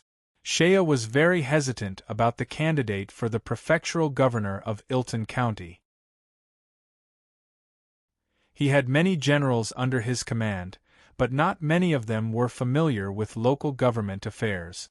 Now that the war had come to an end, the top priority was to restore the productivity of the grain-producing region of Ilton County as soon as possible. The candidate for the prefectural governor was an important position. Shea pondered for a long time and realized that there was a shortcoming in his current small group. There were too many generals and too few civil officials. These generals in the army were good at fighting and killing, but to have them oversee the local government affairs and coordinate the production was something that would make these uncouth men frown. The only one who could be considered an all-rounder was Mad Dog Green. Green solved this problem for him by recommending someone to Shea. Kevin. Shea stared blankly for a moment, and then immediately understood. This Kevin was not his former brother from the Rodriguez army who had died in battle, but the young man he had brought home when he had gone out before. He remembered that this young man was later under Ka Tuo's command in the logistics system. He did not expect Green to recommend this person when he was selecting the prefectural governor of Ilton County. Green looked at Shea and said slowly, "Kevin will be my army's logistics officer for this expedition. This man is bold and meticulous, and he is steady in his work. I heard that he used to be the son of a government official, so he more or less understands local government affairs. He is also tenacious and steady. Most importantly, his loyalty is impeccable." Green still remembered that during the most difficult time of the war, this Kevin actually proposed to use his head to pacify the troop. There was no doubt about this kind of person's loyalty to Shea. Most importantly, after working in the logistics system for a period of time, Kevin had some foundation in the planning of money and food. In terms of government affairs, he was originally the son of a family of eunuchs. In terms of cultural foundation, he was much better than those uncouth people in the military. This was a very suitable candidate. The only thing he's lacking is his qualifications. Green sighed. This kid is too young, and he has only been in the army for less than half a year. If he is promoted to the position of prefectural governor so suddenly, I'm afraid the other subordinates will be unhappy. This was indeed a problem. The army had always paid attention to qualifications and background. Kevin was lacking in both of these aspects. He wasn't from the military, and his experience was too shallow. Additionally, they had just finished a great war. At this moment, the generals in the army were waiting to be rewarded according to their contributions. At this time, there were so many vacant positions in Ilton County. If they were to be assigned to an inconspicuous young man, the other generals in the army who had made great contributions would probably resent it. Although Sogol was also a newcomer under Shea's command, his age and qualifications were there for all to see. Additionally, he had helped Shea subdue 20,000 surrendered troops and was most familiar with the Corsica region. Thus, others had nothing to say about letting him govern the Corsica region. This Kevin, on the other hand, was a little lacking. This problem did not stump Shea. The country bumpkin only pondered for a moment before smiling. This is simple. Since he is too young to be the prefectural governor, then find someone with enough prestige to be the prefectural governor. He looked at Green. You will be the prefectural governor of Ilton County. As the general of the 2nd Division, you will be the prefectural governor of Ilton County. I know that you already have too many burdens on your shoulders. The matter of Ilton County is not really something that you need to do personally. You are just using your prestige as the prefectural governor in Ilton County. This Kevin will be under your command as the first adjutant of the prefectural governor's office. He will perform the duties of the prefectural governor in the name of the first adjutant. To the outside world, you, Green, are the prefectural governor. However, the actual government affairs in the county will be handled by him. This was a good idea. Green smiled and did not pursue the matter further. After a moment of silence, Green slowly said, "As for Besida, are you really determined to send troops south to rescue the king in the imperial city?" Shea smiled. "This is an unexpected surprise. Originally, we risked our lives to take down the Scarlet Snow Army so that if Osjila's side collapsed, we would have the ability to protect ourselves. But now, it seems that the situation has taken a turn for the better. If this is the case, we must save the imperial city. At least, we have to make a show of it. Don't forget, we also need a legal name." The two of them looked at each other. They both knew that the title of Northern Military Minister on top of Shea's head was self-proclaimed. "It is imperative that we go south," Shea said resolutely. "Sooner rather than later.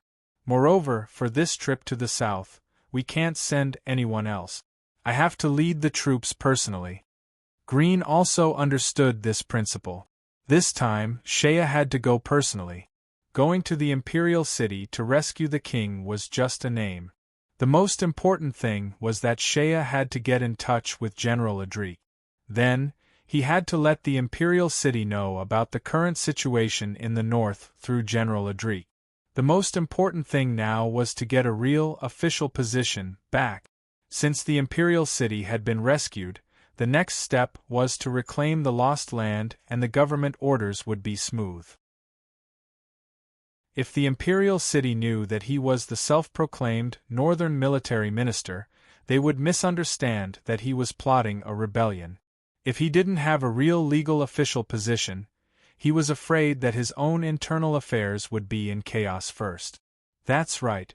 For this matter, you have to lead the troops personally." Green nodded.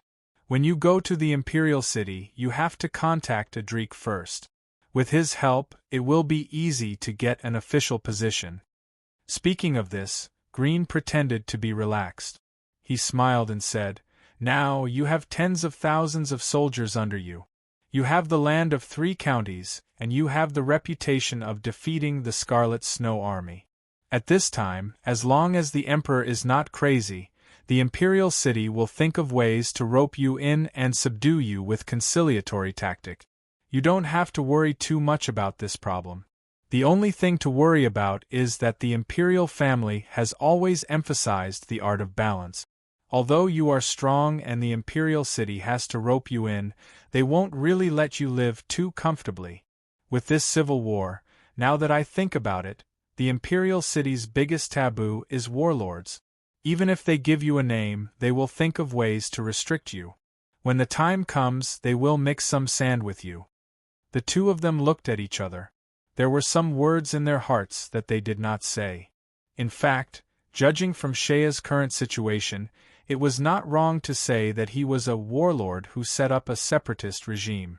The only difference was that Shea now had the ability to set up a separatist regime, but it was up to him to see if he had the heart to set up a separatist regime.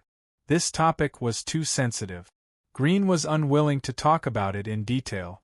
Shea did not want to talk about it in detail either. The two of them just looked at each other and then looked away.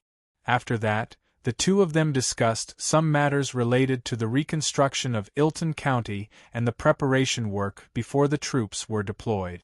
After that, Green took his leave. In 2 days, Shea had finished his preparations and immediately set off. Sharba led an independent cavalry regiment of 4,000 cavalry. Shea only led an emblem group with 2,000 cavalry. In addition to his own secret weapon of elite cavalry, there was a total of 2,500 cavalry. They formed an expeditionary force to go south. They set off from the new city and went all the way south. The 500 elite cavalry could be said to have outstanding military achievements in the war against the Scarlet Snow Army. They sneaked into the new city, killed Morka, and went north to meet the cavalry brigade of the Scarlet Snow Army and won the battle. It could be said that most of the credit for being able to defeat the Scarlet Snow Army this time could be attributed to these hundreds of elite cavalry. These several hundred elite cavalrymen, Shaya didn't integrate them into Sarba's cavalry regiment. Instead, he simply set up a separate battalion and considered them as his personal cavalry regiment. He gave this exceptionally valiant cavalry unit the name of Strong Cavalry Battalion. The word strong was used by Shaya on purpose. In his opinion, the top people in the world were called strong ones. His cavalry was considered the strong ones among the cavalry. They deserved to be called strong cavalry. More than 2,500 cavalry went all the way south.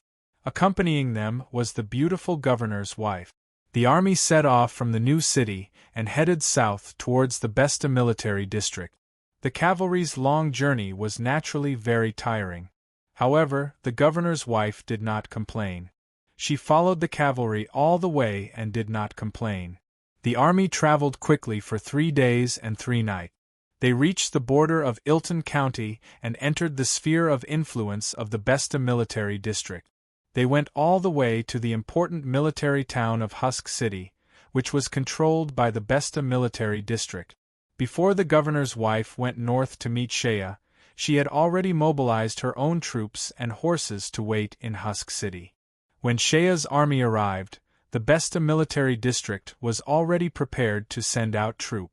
The army provisions and military equipment were all ready. The Besta military district was considered generous this time. They gathered 7,000 elite cavalry. Based on the Besta military district's strength, although they were strong and had sufficient provisions, cavalry was the most expensive military force in the cold weapon era. It was impossible for a single military district to equip them on a large scale. Although the Besta military district had tens of thousands of soldiers, these 7,000 cavalry were all they had. Shaya's cavalry arrived at Husk City. After replenishing their supplies, they rested in Husk City for a day. This time, Shaya's 2,500 cavalry, together with the 7,000 cavalry that the Besta military district gathered, had a military strength of over 10,000. They were nicknamed 20,000. As for this temporary joint force, the governor's wife had wanted to use the banner of Northern Military District Army. However, Shaya rejected this suggestion. "Are you kidding me? The North Theater of Operations was just a fake name. It was fine for him to use this name to command other places when he was in the North. However, if he dared to use such a fake name in the capital under the eyes of the emperor, he would be slapping the royal family's face in public.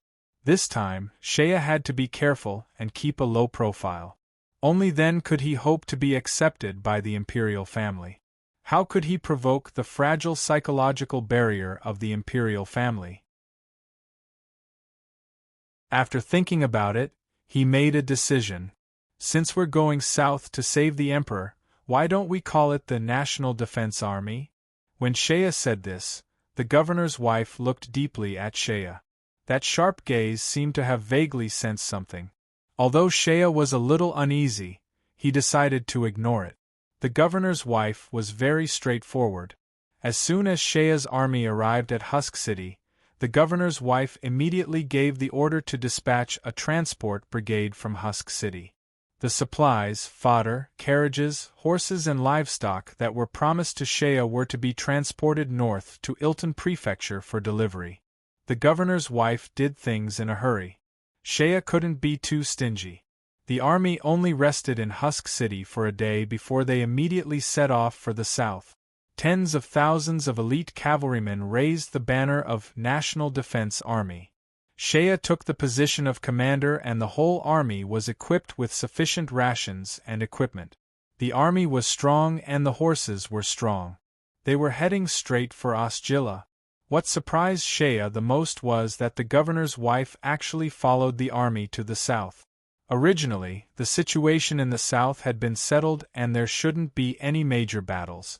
However, it was still a war. What was a woman like her in the army? Moreover, the governor's wife was too smart. Shea was a little afraid of this woman. He didn't want such a smart woman to follow him. However, since the two families were in an alliance, it wasn't right for him to refute the other party's decision. After thinking for a while, Shea probed, "You're following the army to the south and abandoning your home base. Don't forget that there are still some uncertainties in your army. If those old officials in your department take advantage of the fact that you're following the army to the war and support General Lear, I'm afraid that when you return, you won't even have a place to stand." The governor's wife only smiled and said, "Don't worry. Lear, that guy, I'll bring him along this time. The army is out there. Humph, it's best if he stays put. If he makes any strange moves, humph, it's normal for an army to die in a war." When Shea heard this, he couldn't help but feel a chill in his heart. This woman said it casually and her tone seemed to be indifferent. However, when she spoke, her eyes flashed with a sharp light. It was obvious that although she said things like, "It's best if he stays put," this woman's heart was probably thinking about the last part of the sentence. It's normal for an army to die in a war. This woman wanted to take advantage of this expedition to let this General Lear die in a war. To be continued. If you want to know what will happen, please go to www.chidian.com. There are more chapters. Support the author. Support the original reading.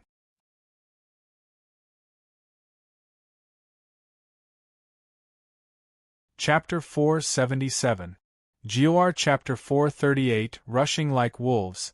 It could be said that the Besta military district had really used up all their resources for this National Defense Army expedition. Tens of thousands of cavalrymen had expended an astonishing amount of resources on this expedition. If the cavalrymen were to travel long distances, they would need more than 10,000 horses to accompany them. Otherwise, by the time they reached their destination, the horses would have been exhausted. How would they have the strength to fight? Most cavalrymen had to bring horses and mules with them. During the march, only a small number of elites would be able to change horses. Even so, it was impossible to equip the entire army with horses. That would be too extravagant. The only way was to bring along a certain number of mules or carriages to carry heavy armor, equipment, fodder, and food. This would reduce the burden on the cavalrymen and conserve their horses. It could be said that the amount of resources expended by an expedition of tens of thousands of cavalrymen could supply tens of thousands of infantrymen. Although the Besta military district was known to have a strong army and under the management of the legendary governor's wife for many years, they had accumulated a considerable amount of resources. However, this expedition to the south to save the king had cost the Besta military district a lot. This action could also be said to have demonstrated the governor's wife's determination. This expedition was related to the future of the Besta military district. How could it be ordinary? The army left the Besta military district and headed south along Acilia prefecture. Acilia prefecture had already been annexed by the Besta military district. Along the way they could still replenish their supplies. However, after a few days of marching, they would have completely entered enemy territory after leaving Acilia prefecture. However, the situation had already changed. Tens of thousands of cavalrymen marched south under the banner of National Defense Army. Along the way, even the local rebel forces did not dare to stop them. At this time, the news from Osgila's side had already spread. The rebel forces had suffered a great defeat. The local forces only had thoughts of self-preservation. How could they be willing to fight the enemy troops that had just crossed the border? Shea and the governor's wife also had a tacit understanding. They only focused on marching south. Along the way, they went around the towns and cities. They did not linger. Even if they occasionally stopped to rest or replenish their supplies and water, they did not clash with the local rebel forces. Interesting things happened along the way. When they passed by some cities, the army rarely stopped to replenish their horses and water. The rebel forces in the cities all closed the city gates and did not come out to meet the enemy. There were even some rebel forces who, after finding out that the cavalrymen were outside the city, only stopped to replenish their supplies. They even sent people to drop some water and food from the city walls as gift. There was only one purpose: to send these demons of plague out of their defensive area as soon as possible. Shea was a little surprised that the rebel forces' morale had fallen to such a low level. In his opinion, even if they had suffered some losses at the hands of Osgilla, the Red Round Table still had dozens of military districts. They controlled more than half of the Byzantine Empire's territory. They also had hundreds of thousands of armored soldiers and tens of millions of people. With such a huge force, even if they had suffered losses at the hands of Osgilla, they should not have collapsed so quickly. If the Empire wanted to restore its political order, it would probably have to fight a civil war that would last for several years. However, he did not expect that wherever they passed, the rebel forces did not have the slightest intention to fight. In some of the smaller towns and cities that they passed by, the rebel forces even showed signs of surrendering. If Shea showed the slightest intention to attack, they might really open their doors and surrender. Shea smiled bitterly and helplessly at such a situation. On the other hand, the governor's wife's face darkened. There was no other reason. If the rebel forces had fallen to such a state, then her defection would mean less and less to the Empire.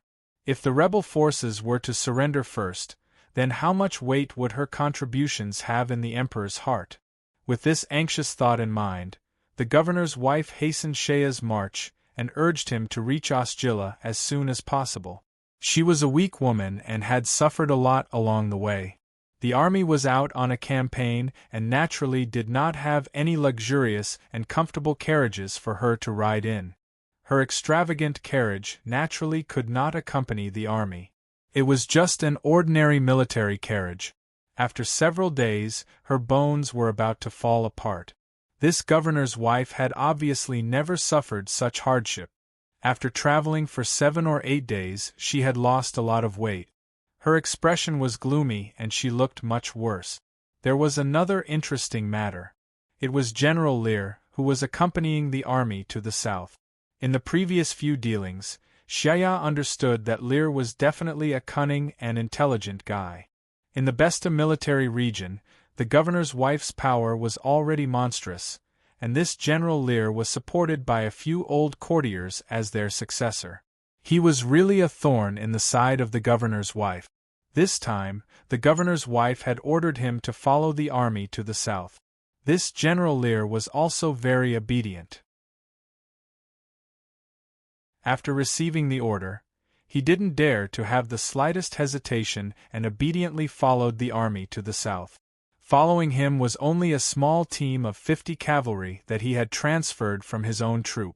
It was reasonable to say that in the Besta military region, General Lear could be supported by some of the old officials to compete with the governor's wife. He should have some military power in his hands. Speaking of which, the number of troops under his command should be more than a few dozen. If he really wanted to mobilize troops, it should be possible to gather 500 to 600 elite cavalry. However, he only brought so few people. If it was someone else, in order to protect their own safety, they would naturally want to bring all their elite troops with them.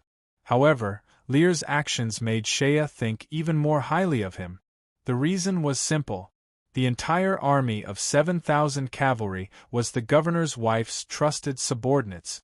Even if Lear brought all his trusted subordinates with him, how much trouble could they cause when surrounded by the governor's wife's 7,000 cavalry? If the governor's wife really wanted to kill him, it would be useless no matter how many people Lear brought. Since that was the case, he might as well be a little more straightforward and only bring a few dozen personal guards to show his generosity. Moreover, if he brought too many soldiers, the governor's wife might just casually find an excuse to send his men out as cannon fodder. For example, they might charge forward as a suicide squad or something like that. However, he only brought a few dozen cavalry. With so few people, even if the governor's wife wanted to do something bad and use his men as cannon fodder, she really couldn't find any excuse. With a few dozen cavalry, it would be difficult to be a scout, let alone carry out other missions. If the governor's wife really pointed at a city and let Lear's few dozen cavalry take the vanguard, such a blatant act of framing, under the watchful eyes of the army, the governor's wife really couldn't do it. Lear's actions displayed his courage and shrewdness. At the same time, it also had a deeper meaning, to preserve his own strength. And Lear's even smarter move was that along the way, whether it was marching or resting, he never left Shea's side for even an inch. Every day, Shea could see General Lear's smiling face swaying back and forth in front of him, never willing to leave his sight. This was also a way to seek protection. Thinking about it, even if the governor's wife wanted to get rid of this threat, she couldn't possibly raise her butcher's knife in front of her ally, Shea. If that was the case, her table manners would be too ugly and people would look down on her. Along the way, General Lear and Shea were inseparable, which made Shea more interesting. This Lear was really a wonderful person. Whenever there was an opportunity, he would be able to chat and laugh with Shea. He could also be considered a knowledgeable person. Along the way, he casually chatted with Shea about martial arts, military strategy and the like, which made the long journey less lonely. Even the personal guards beside Shea had a good impression of this enthusiastic General Lear. Seeing that Shea and Lear were inseparable every day, as if they were getting along more and more, the governor's wife pretended not to see it. Occasionally, there would be a flash of light in her charming eyes. No one knew what this shrewd woman was thinking. On the 11th day of the journey, the army entered the military districts of Armenia, and Shea finally felt some pressure. The military districts of Armenia were Hughes's nest, and also the backbone of the rebel alliance. After the National Defense Army entered the military districts of Armenia, it had only been a day before they encountered a small group of cavalry scouts from the military districts of Armenia. The vanguard cavalry at the front fought with the Armenian scouts for 2 rounds. The Armenian scouts were not weak, and after suffering some casualties, they quickly left. But then, the army continued southward and finally encountered some resistance. First of all, the Armenian garrisons were on high alert in all the villages and towns that they passed by. The garrisons on the city walls were ready for battle, and their swords were always in their hands. Even the ballistas were ready for battle. Looking at this situation, if Shea's cavalry still wanted to calmly replenish their supplies or stop to rest like before, it would be impossible for them to do so. Looking at the hostile eyes of the defenders of the military districts of Armenia, Shea was sure that if he slacked off a little, the other side would not hesitate to launch a sneak attack. As for the previous incidents where the rebel army took the initiative to contribute food and water, naturally, it would not happen again. When the National Defense Army's cavalry entered the country, the Armenian side immediately took strict precautions. On the second day after Shea's army entered the country, it became more and more difficult to replenish supplies and water along the way. The surrounding scouts reported that a small group of Armenian cavalry was already far behind or on both sides of the army. Although the number was small and could not pose a threat to Shea's cavalry of tens of thousands, this posture finally made Shea feel a little normal. That's right. That's more like the stance of both sides. And more news came from the scouts. The Armenian defenders had already mobilized and gathered. Thousands of Armenian rebels had even gathered on the road leading to Marika City, the capital of the military districts of Armenia, ready to intercept the cavalry at any time. The military districts of Armenia had always been known for their elite armor, and the equipment of the heavy infantry in the military district was ranked first in the empire. Although the National Defense Army had tens of thousands of cavalry, and if they really fought, they would not be afraid of the thousands of Armenian soldiers. But after all, Shea was thousands of miles away from the mainland. It was not a smart move to fight to the death in other people's territory. Moreover, the posture of the Armenian army was very clear: to defend Marika City to the death. And Shea had no interest in attacking Marika City, so he simply ordered the army to take a detour. They bypassed the road leading to Marika City and went straight to Ostjila. When the Armenian army learned that the other side took a detour, they did not chase after them. Instead, they were secretly relieved.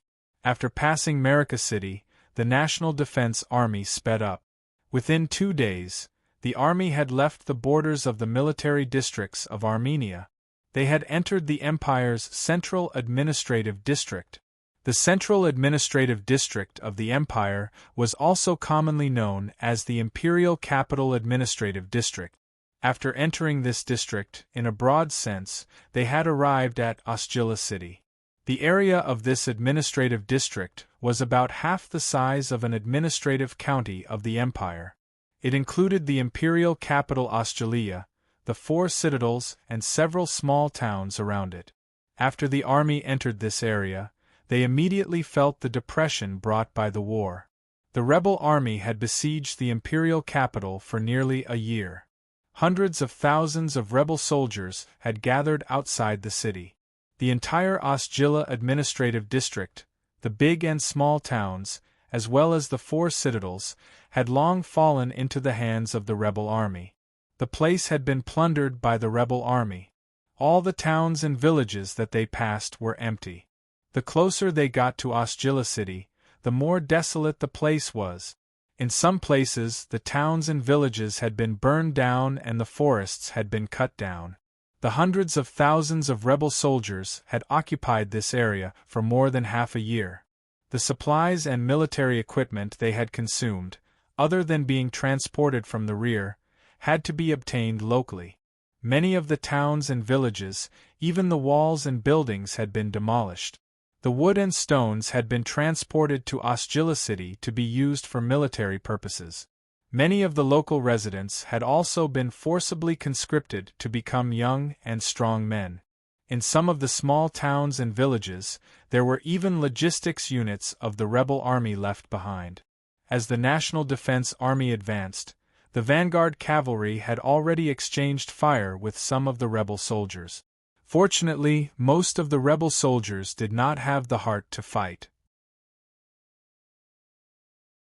When they saw the vanguard cavalry charging toward them, with the exception of a few brave ones, most of them chose to run away, leaving behind the devastated towns and villages. The National Defense Army had passed through 6 towns and villages in one day, winning 6 battles and recovering 6 towns. When the report from the vanguard arrived, Shea could only sneer when he read it. In his view, this kind of victory report was a little too childish. However, the governor's wife seemed to attach great importance to this kind of victory report. She solemnly ordered the officers in the army to record it. In her view, this was the military merit of the National Defense Army. This time, when they came to surrender, these merits were the capital. Now that they had entered the war zone, the army could no longer advance with great fanfare like before. Shea ordered the troops to gather up and move slowly and carefully. This was to prevent them from encountering large groups of rebel soldiers at any time. That night, less than 200 miles away from Ostjila City, the army stopped to rest in a small town. According to Shea, it would be best for the army to rest for 2 days and recover their strength. They would only be able to fight when they arrived at Ostjila City. However, the governor's wife insisted on moving as soon as possible. After the 2 of them discussed, Shea made a compromise and only allowed the army to rest for 1 night. Since they were already in the war zone, Shea was fully alert when they rested that night. The patrolling sentries and hidden sentries were spread out and the whole army was on standby. The men did not take off their armor and horses did not take off their saddles. Shea himself ordered all his cavalry to sleep in their clothes and not leave their weapons. In the latter half of the night, Shea suddenly woke up from his sleep. He only felt an inexplicable restlessness in his heart. After he jumped up, his eyes were full of light. He suddenly jumped out of the house and looked towards the south. Then, he took a deep breath and shouted, "Everyone, get up! The war has begun!" As soon as he gave the order, the Scarlet Snow Army's elites who had followed him to the south immediately moved upon hearing his order. One by one, the elites jumped up. There was no sign of sleepiness on their faces at all. They all picked up the weapons in their hands. Shea laughed. "Prepare the horses! We're going to fight." Right at this moment, the sound of galloping horses came from a distance outside the town. Several scouts of the National Defense Army were approaching on flying mount. Wherever they passed, the resting cavalrymen in the town were awakened. Under the orders of the officers, they had already started to line up. "Prepare for war! Prepare for war!" Such shouts spread throughout the entire town in the night. The few scouts rushed to the center of the town where Shea and the other leaders were stationed. They turned over and dismounted. The cavalry on the horse was already sweating profusely. However, his face was excited. Before he ran to the front, he shouted, "General, the military situation is urgent." Shea laughed loudly and ran over with large strides. "Speak!" The cavalry raised his head and said loudly, "There's movement under Osgilla City. The Empire's army attacked the rebel army's camp in the night. The rebel army has been defeated and is out of control. They have collapsed. At this moment, the defeated rebel army is coming toward us." Hearing this, Shea's eyes suddenly lit up and flashed with a glimmer of light. He then shouted without hesitation, "All troops gather and line up! Sound the horn! Meet the enemy at the town entrance!"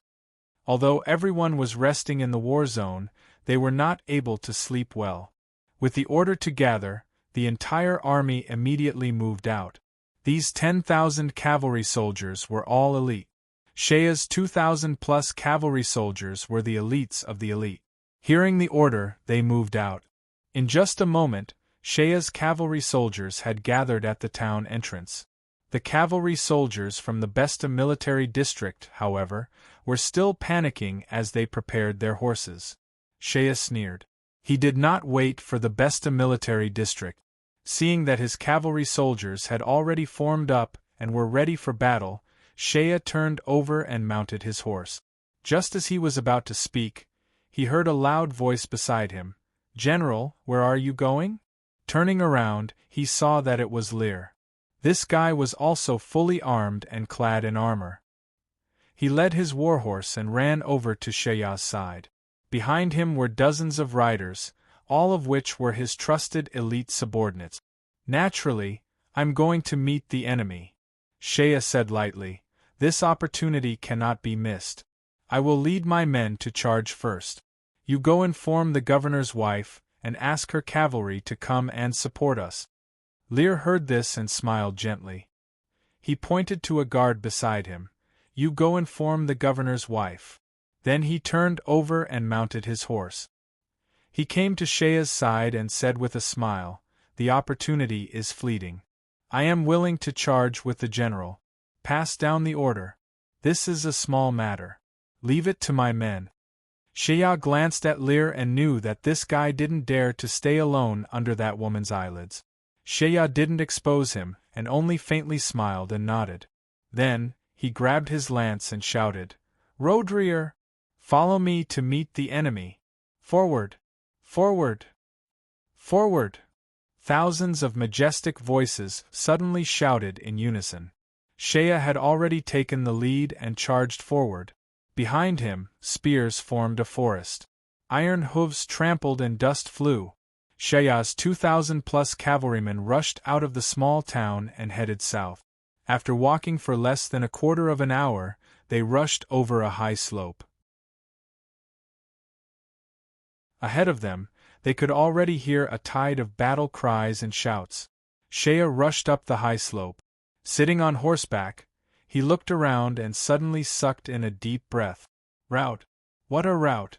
As far as the eye could see, under the wilderness in front of them, the mountains and plains were filled with a dense tide of defeated rebel army allied forces.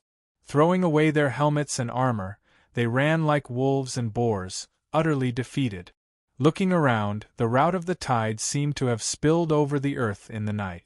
It was boundless. Looking from the starlight and moonlight, it seemed as though the entire earth was filled with the rout of the tide, defeated. The rebel army was really defeated. They ran wildly all the way, crying for their parents, running and crying. They did not know how many weapons, armors and flags were scattered along the way. The rout of the tide was just like that. It was a thrilling sight. Only in the distance, in the direction of the rout of the tide, there seemed to be faint sounds of fighting. But the sounds were getting weaker and weaker, and there were more cries of grief. Shea saw the scene in front of him. He took a deep breath and then exhaled deeply. Looking at the huge rout of the tide in front of him, he was also shocked. It was just a moment of absent-mindedness. Shea immediately gathered his strength and shouted, "Tonight is the night to defeat the enemy. Charge with me! Blow the bugle call! Forward!" Behind him, the horn player among the cavalry blew the bugle call for the cavalry to charge. The loud and sharp sound of the bugle pierced the night sky. Shea's majestic roar could be heard as he took the lead down the high slope. The large cavalry behind him also turned into a black torrent and poured down, fiercely pouncing on the rout of the tide. So tired. It's so hard to hold on. My heart is so tired. Sigh, to be continued. If you want to know what happened next, please go to www.chidian.com. There are more chapters. Support the author. Support the original reading.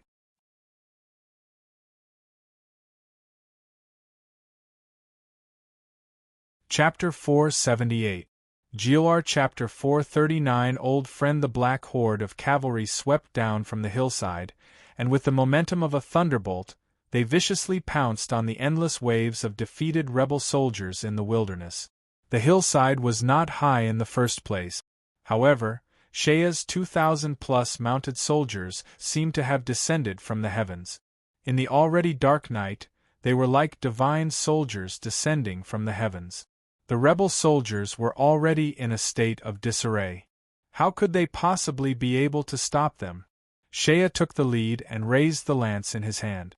The thousands of mounted soldiers behind him followed suit, and they charged into the rebel army's disarray. A tiger entering a flock of sheep. No. At that moment, the rebel army could not even be considered a flock of sheep. They were simply a pack of stray dogs, a pack of panicking rabbits. Shea's mounted soldiers charged forward from the left side of the rebel army. Like a sharp blade, they charged into the rebel army from the side. After charging into the rebel army, Shea swung the lance in his hand and a red-colored light flashed out. Wherever the lance went, flesh and blood would fly. The elite mounted soldiers behind him were like gods of death. Their iron hooves trampled forward, and they easily charged into the rebel army. Massacre. This was simply a massacre. The rebel army did not seem to have the slightest intention of resisting. They had been running all the way here and their morale had long collapsed.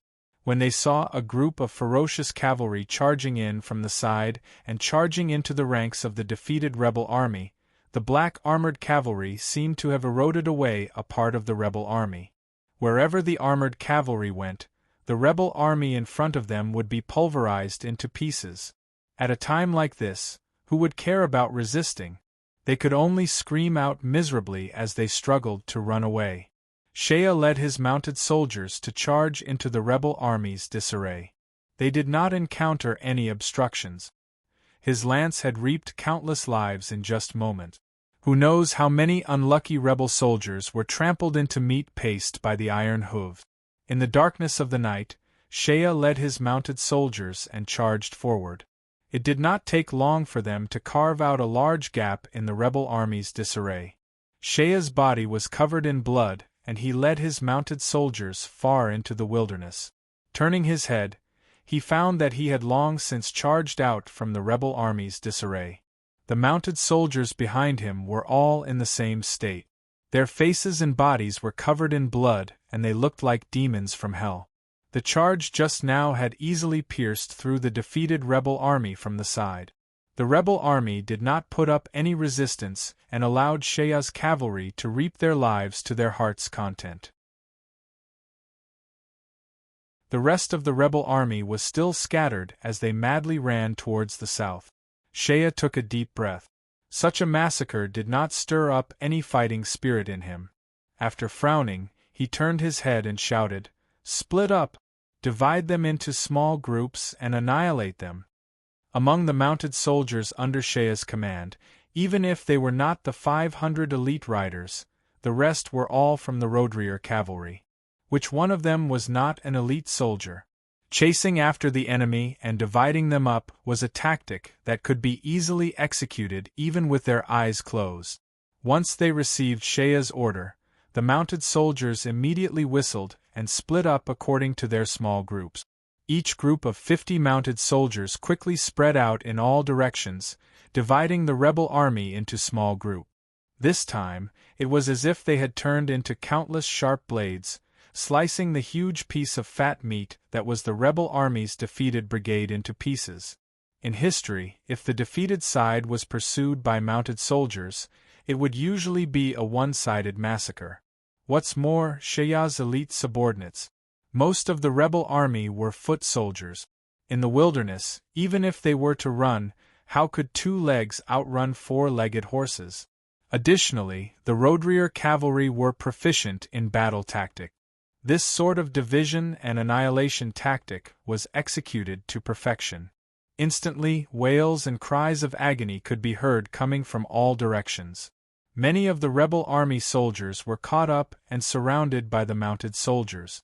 Those who were slightly more valiant could only raise their weapons to resist. However, they were instantly trampled to pieces by the mounted soldiers. As for those who had lost their courage, they could only throw away their weapons in despair and kneel on the ground, begging for mercy. By Shea's side, there were only 500 of his most elite mounted soldiers. He led them as they galloped back and forth across the wilderness.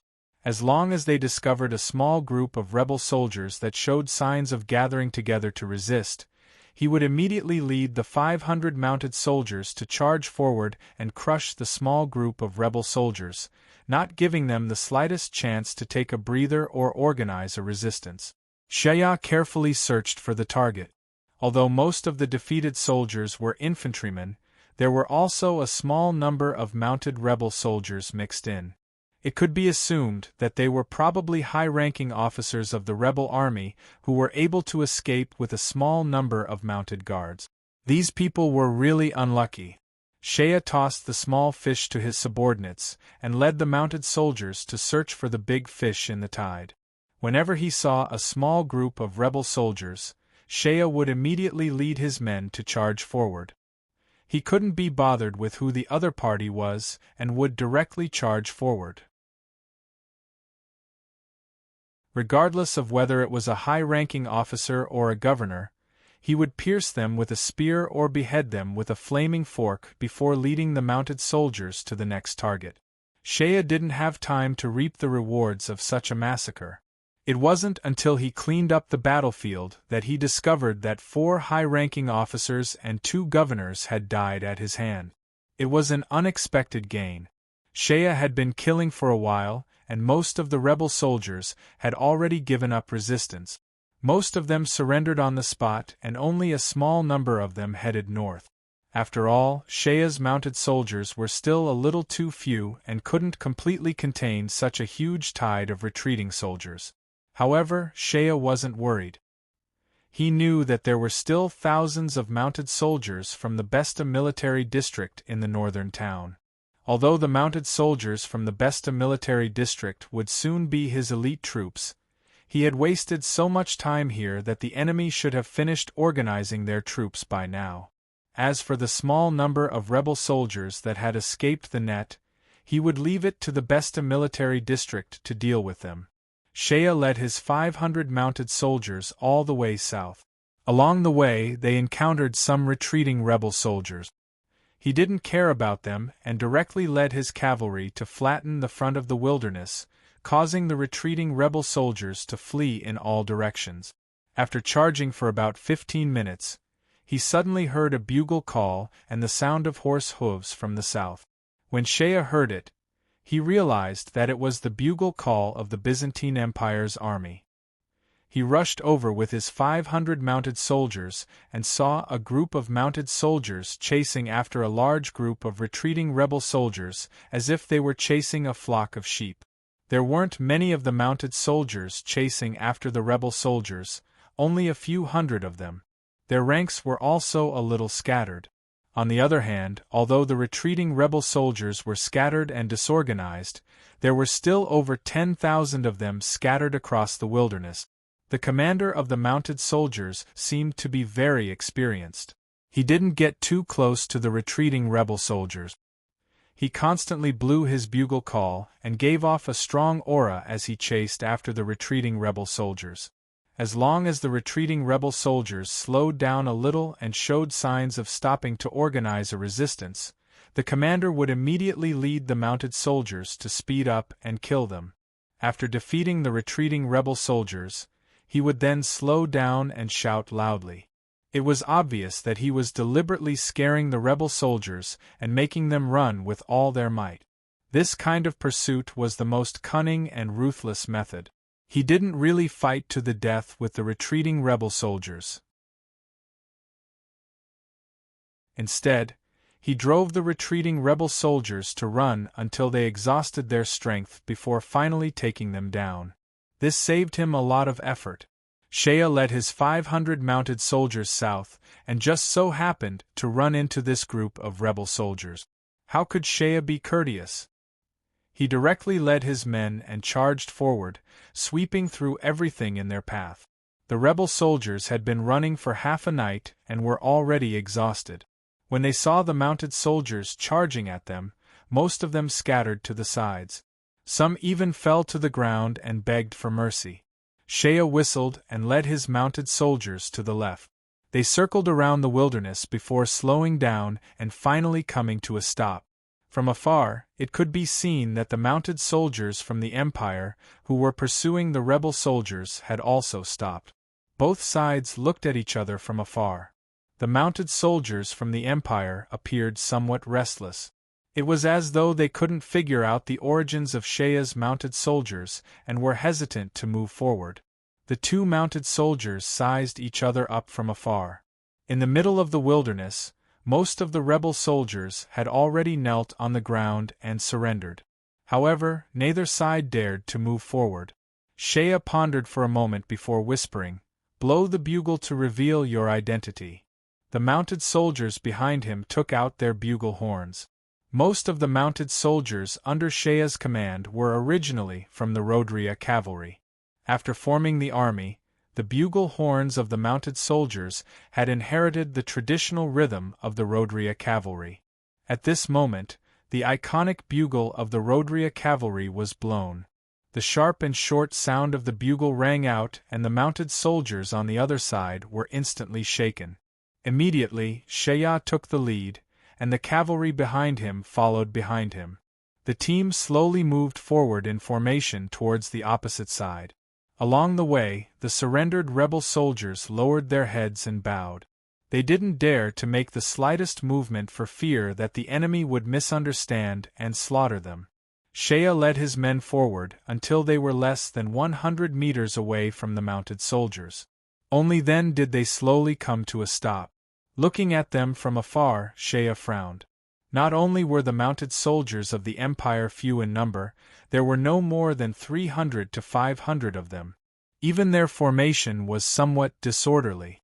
Among the mounted soldiers, there were all sorts of mounts.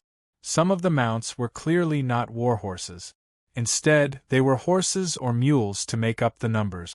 There was also the way these mounted soldiers were dressed.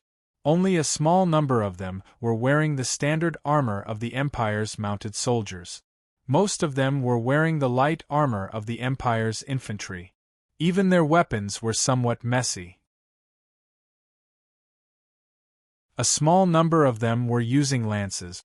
As for those in infantry armor, most of them were using long swords or war blade. Some of them were using wooden sticks with a short blade tied to one end. At a glance, such a mounted soldier looked like a motley crew. He didn't expect them to be able to chase and kill tens of thousands of rebel soldiers. But soon Shea saw a familiar tall and mighty figure in this motley crew of mounted soldiers. Only then did he feel reassured. Then he laughed loudly and slowly urged his horse forward. The tall and mighty figure in the distance was sitting on a warhorse. He was in the front row of the mounted soldiers. Seeing Shea riding his horse forward, he immediately shouted with a slightly hoarse but full of energy, "Who's in front? Immediately report your military rank and number." When Shea heard this voice, he was even more reassured. He laughed loudly and said, "General Butler, it's me. I'm Shea Thunder." The tall and mighty figure opposite him suddenly trembled. Then there was a bold and hearty laughter. The laughter was full of surprise and carefree. "Shea? Little Shea? Ha ha! It's actually you, little guy." The tall and mighty general who led this motley crew to chase and kill the rebel soldiers was Butler. It turned out that when Shea was still serving in the Roadrear Cavalry Regiment, he knew this Butler. At that time, this silver-haired and mighty middle-aged general was serving as the flag-bearer of the 4th Emblem Group of the Roadrear Cavalry Regiment. Later, after the war with the Odin people, because the other central regiments of the Empire suffered heavy losses in the war, in order to rebuild, a group of corps generals were transferred from the Roadrear Cavalry Regiment.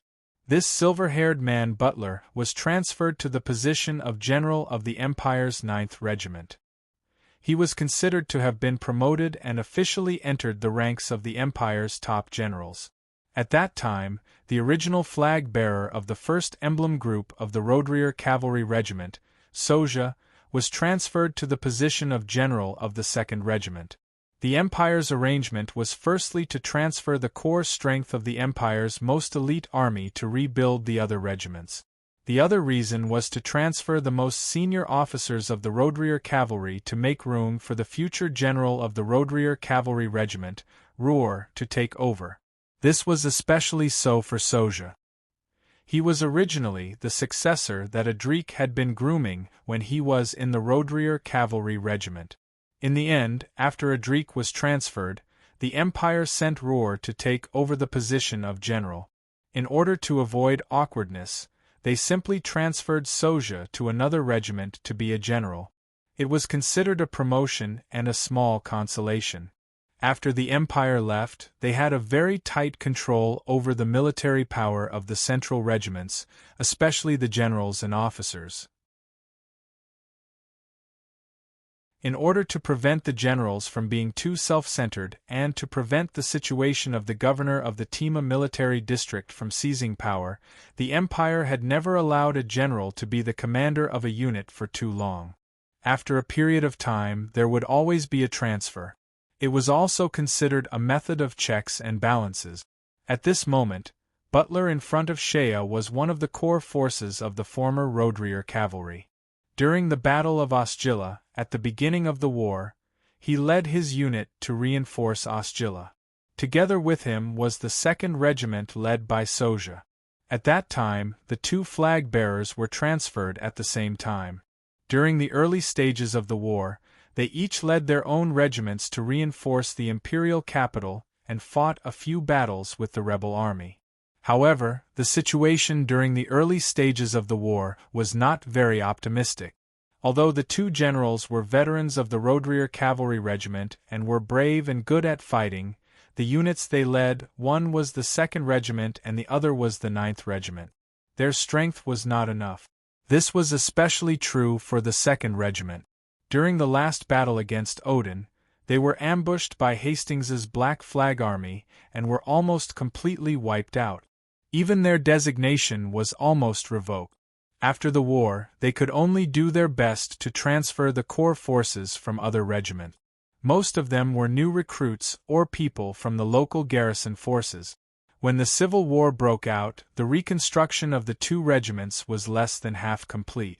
The soldiers were not complete, the organization was not complete, and even the training was not complete. Most of the new recruits and people transferred from the local garrison forces were not good enough. The worst thing was that they were greatly lacking in soldiers. The two regiments were standard frontline central armies of the Empire. Each regiment should have 20,000 people. However, when the Civil War broke out, the 2nd Regiment had no more than 8,000 people. The 9th Regiment was slightly better, having no more than 13,000 people.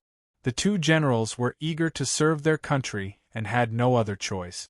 They could only brace themselves and lead their troops to reinforce the imperial capital. They were both prepared to die for their country. When they arrived at the imperial capital was already surrounded by the rebel army like an iron bucket. The two generals' forces were weak and could not enter the city.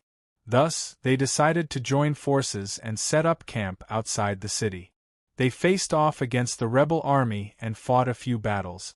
Although the two generals were good at fighting, the quality of their troops was not up to par. After bracing themselves to deal with the rebel army for a few days, they finally ran short of supplies and provisions. With the rebel army increasingly pressing them, the two generals had no choice but to temporarily withdraw their troops and withdraw from the war zone. They found a small city northwest of Osgilla and set up camp there to maintain a weak deterrence against Osgilla. However, in reality, it was very difficult to have any effect. The rebel army sent out a group of people to block in front of them and cut off all contact with Osgilla to maintain the momentum of intimidation. Although the two generals wanted to kill the enemy at that time, they had few soldiers and few generals. Their subordinates were also a motley crew.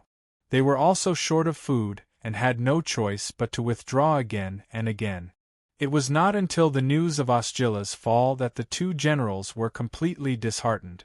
They felt that the situation was hopeless and simply pulled out their men to prepare to fight to the death against the rebel army that was monitoring them.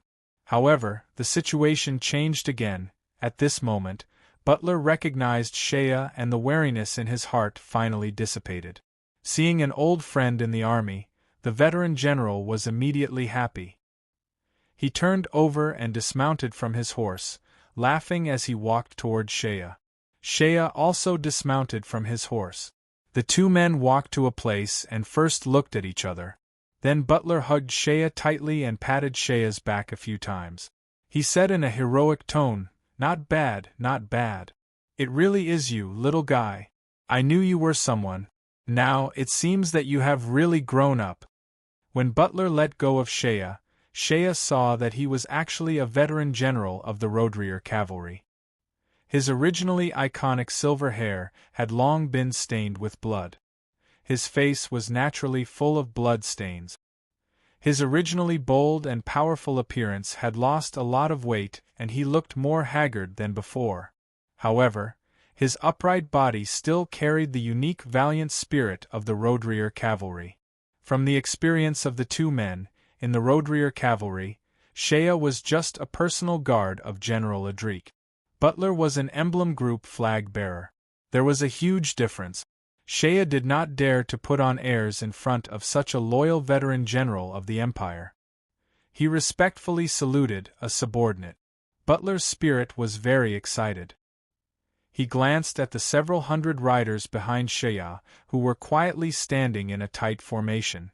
Although there was no movement, their murderous aura was surging. From far away there was an awe-inspiring aura. Moreover, the soldiers and horses were strong and powerful. The oppressive aura was almost piercing people's eyes to the point that it hurt. Butler was born in the Roadrear Cavalry and his vision was naturally different. He immediately saw that this cavalry was not ordinary. His face could not help but change slightly. "Good guys. What a mighty army. Little Shea, this cavalry is yours?" Shea smiled and said, "General, most of them are veterans of our Roadrear Cavalry." Pausing, Shea looked at Butler and said, "Now is not the time to reminisce. General, let's clean up the battlefield first. Then we can slowly talk." Butler gladly agreed. Then, the two sides joined forces and the cavalry began cleaning up the battlefield. They gathered up the kneeling rebel soldiers, collected their weapons, and stood in formation to watch over them. Butler had already pulled Shea to the side where the terrain was slightly higher. He could not help but anxiously tug at Shea's arm. "Little Shea, I know that you should be serving in Moore County. Why did he come all the way here? I heard that Odin's men have already invaded from the south. Your Moore County is the first to bear the brunt of their attack. I heard that even Ilton County has been lost. Yet you came here. Could it be that you have lost all your territory in the north?" Shea smiled and said, "General Butler, there is no need to worry about the matters in the north.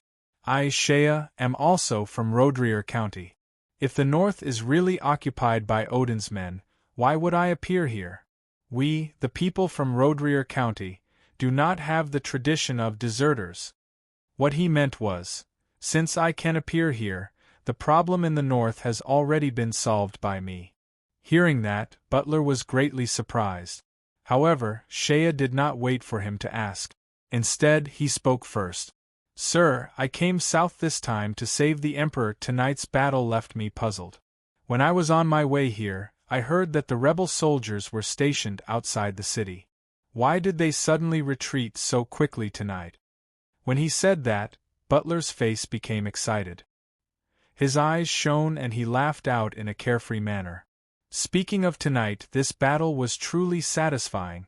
I was able to vent out all the pent-up frustration that I have been holding back for the past half a year. Ha ha ha ha." Then, this heroic general began to explain the entire sequence of events that led to the rebel army's defeat. To be continued. If you want to know what happened next, please go to www.chidian.com to read more chapters. Support the author and support the legal reading.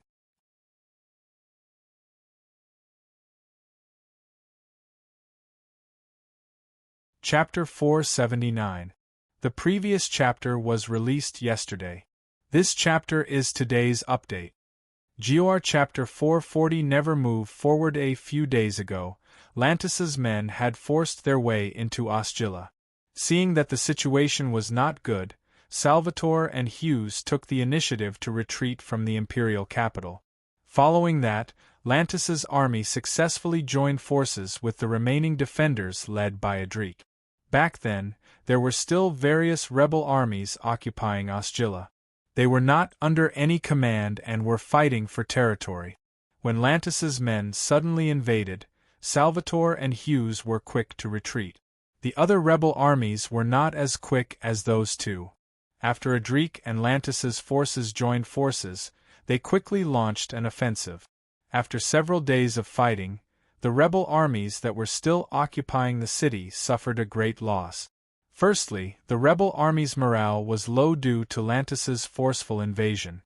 Secondly, after occupying Osgilla for several days, the rebel army's officers and soldiers had made a lot of money. They were already full. Thirdly, after days of looting, the control within the army was lax. They no longer looked like an army. Instead, they looked more like a group of bandits. Once Adric launched his counterattack, the rebel armies fought for themselves. Their pockets were filled with looted goods. How could they be willing to fight to the death? The result was self-evident. In just a few days, the Empire recaptured Osgilla's city defenses. Many of the rebel armies within the city were annihilated. There were even instances where small groups of rebel soldiers were surrounded and annihilated. The rest of the rebels had no choice but to retreat and leave Osgilla, relinquishing the city that they had already conquered. The defending army's morale was greatly boosted while the rebel army's morale was greatly reduced. Following that, the situation returned to how it was before Osgilla's fall. The defending army within the city and the rebel army outside the city were in a standoff. But this time, while the situation appeared to be the same, it was in fact very different. Lantis's reinforcements arrived soon after. With the reinforcements, the number of Lantis's soldiers that had landed in the city had reached around 40,000. With the addition of such a new force and the rebel army's loss of Osgilla, even the two leaders, Salvatore and Hughes, had given up hope. Naturally, the rest of the rebel army's leaders had no desire to continue fighting. After leaving the city for only 3 days, Salvatore and Hughes led their own troops out of the Allied army's camp. They returned to their territories. Before leaving, Salvatore did not say anything. Only Hughes's hatred could not be quelled. He pointed at the other rebel army's leaders and cursed, "It won't be long before you stupid pigs pay the price for your short-sightedness and greed." Then, Hughes led his men back to the military districts of Armenia. When Shea heard this, he finally understood why he only encountered resistance after entering the military districts of Armenia when he had led his men south. It turned out that Hughes had returned to his base to take charge.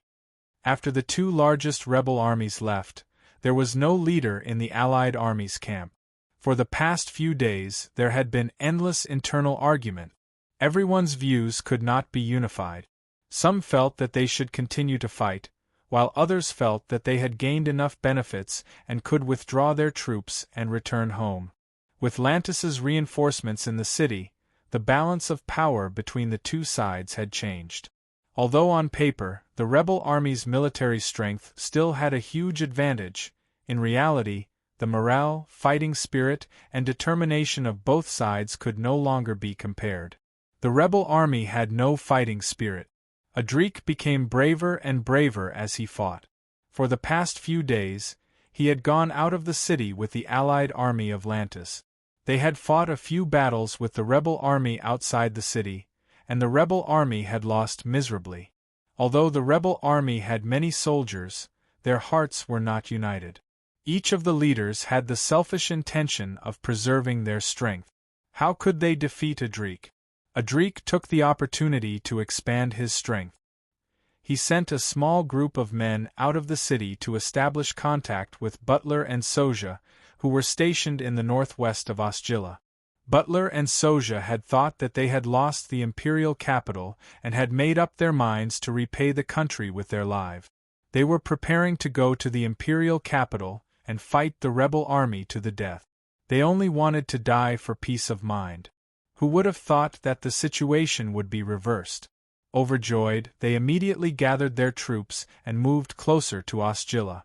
The rebel army that had been standing in front of them to intimidate them had already retreated. This time, the 2 of them easily brought their troops to the imperial capital. The rebel army did not have any intention of stopping the army from entering the city. However, for Adrik, he was truly relieved when he was able to bring Butler and Soja's troops into the city. The reason was simple. The power difference in the city was too unsettling. Lantis' 40,000 soldiers were in the city. Although they were the Allied army, Adrik's troops, including the remaining soldiers in the palace, were only a few thousand. The enemy was strong while the main force was weak. This meant that the lifeline was in the hands of Lantis. How could anyone be at ease? Even if they were to fight in an alliance, they would not even have the confidence to speak if they were too weak. When Butler and Soja's troops entered the city, they immediately solved Adrik's urgent problem. Although the 2 of them didn't have many soldiers, they still had more than 10,000 soldiers. Once they joined the defense of the city, Adaric's bargaining chip would increase greatly. With 20,000 soldiers defending the city, he would have enough confidence to negotiate with the Lantis people. On the afternoon before Shea's arrival, Adrik suddenly launched an attack. The allied army of Lantis and the garrison went out of the city to fight. The rebel army was not prepared and thought that Adrik was going to fight on a small scale like he did a few days ago. However, they did not expect Adrik to come out in full force this time and prepare for a decisive battle. Adrik was a famous general of his generation. He was experienced and had a good grasp of the situation of a battle. He had long seen through the weakness of the rebel army. He knew that although he had joined forces with Lantis, he was still at a disadvantage in terms of overall strength. Therefore, He decided to concentrate his forces on one point and launch a fierce attack on an area of the Allied rebel army's camp. The rebel army was not united to begin with. They quarreled with each other and did not want to submit to anyone. Audric seized this point and launched a fierce attack. In the beginning, no one from the other rebel army was willing to risk losing their own forces to provide support. Furthermore, no one expected Audric to be so ruthless as to fight a decisive battle with a weaker force. Halfway through the battle, when they realized that the situation was not going well, Audric had already concentrated his forces to break through an area of the Allied rebel army's camp. His army broke through a gap and charged in. At this time, the rebel army had lost their chance to provide support. They fought from afternoon to night for half a day. The rebel army had different thoughts. Everyone was counting on others to risk their lives while they conserved their strength. Some of them wanted to risk their lives, but their subordinates had lost their fighting spirit. As a result, after half a day of fierce fighting, Audric's troops became braver and braver as they fought, while the rebel army became weaker and weaker. Finally, when the sky turned dark, the rebel army finally collapsed. No one knew which rebel army was the first to leave the battlefield and lead the troops north. In this way, once someone left first, the rest would naturally follow suit. Since you're not willing to fight to the death, do you think Lao Tzu is a fool to stay behind and risk his life to weaken his forces? In this way, the outcome of the battle was finally decided. Audric saw the opportunity and charged all the way, killing the rebel army until they retreated. Audric led his troops to pursue them relentlessly. At first, the rebel army was only retreating. Later, it became a huge rout. Like a rolling snowball, the rout became bigger and bigger. Finally, it was out of control. In the end, it formed a huge rout. When Butler talked about this great victory, although his face was covered in blood, it could not hide his exultation. He said loudly, "The general ordered us to chase and annihilate the rebel army. Little Shea, you also know that my 9th Division is infantry. How could we catch up with them if we ran out on 2 legs? Even if we did catch up, how could it be as satisfying as cavalry chasing and killing? I suddenly remembered what you did when we were dealing with the Black Flag Army on the Albacete Plains. At that time, you gathered the miscellaneous soldiers in your army, and managed to gather 200 riders to charge forward. I had an idea, and with my personal cavalry as the core, I gathered all the horses, mules, and horses in my army's logistics department. Anyone who could ride a horse, one by one, got on their horses, and gathered these several hundred people to chase after you. In fact, I knew in my heart that if the rebel army really turned back and fought, my few hundred miscellaneous soldiers, most of whom were riding horses, would not be able to fight on horseback. But the rebel army had already lost their courage. I was sure that they would not dare to fight. In any case, I played the game of herding sheep all the way. I just pretended to shout and scare them from behind. They ran with all their might until they vomited blood. Ha ha ha ha. When Shea heard this, he gave a long sigh. As expected of a veteran general from the Roadrear cavalry. This kind of decisiveness and skill in battle was not something that ordinary people could compare to. If it was any other general who lacked courage, they would not dare to take such a risk and bring a few hundred Yuhi cavalry to chase after tens of thousands of rebel army. After Butler finished speaking, the excitement in his heart subsided a little. He looked at Shea again. Once his emotions had calmed down, the doubts in his heart rose again. He looked at Shea and said, "Little Shea, you still haven't told me. Why did you bring people here? You were in Moore County." Just as he said this, he suddenly heard the sound of horse hooves in the distance. The sound of horse hooves hitting the ground was like thunder. Wu Rant's expression changed and he jumped up. As a veteran general in the army, he could immediately tell that this was the sound of thousands of cavalry soldiers galloping. The rebel army in the vicinity had been scattered. Where did so many cavalry soldiers come from? Seeing Butler's reaction, Shea gave a wry smile. He pulled back the silver-haired man who was about to shout for his men to get into formation. "General, there is no need to be nervous. These are my men." "Your men?" Butler stared with widened eyes. Far away from the north, dust flew up as a large group of cavalry soldiers galloped forward. They were in a strict formation and their armor was bright. Even though they were galloping forward, they did not appear to be in a mess. Shea had already sent out some cavalry soldiers to welcome them. In just a moment, the cavalry soldiers from the north had arrived before him. Then, they abruptly stopped not far away. The large group of cavalry soldiers came to a halt. Their formation was neat and orderly. There were no shouts or neighs from the men and horses. A veteran like Butler had sharp eyes. How could he not see that this group of cavalry soldiers was an elite force that had gone through hundreds of battles? Soon, several cavalry officers broke away from the formation and slowly made their way toward Shea. The leader of the cavalry officers dismounted from his horse. Although he had clearly seen Butler and recognized this veteran general of Rhodri's army, he did not look at him. He walked straight toward Shea and saluted him. Then, he loudly said, reporting to the general, "Our troops have finished cleaning up the battlefield. The surrendered rebel soldiers have returned and are under the care of our allies. We await your orders."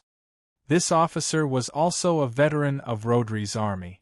Butler stood beside Shea with a bewildered look on his face. Shea silently returned the salute to the officer who came forward to report. Then, he said coolly, "Everyone, stay put and await orders.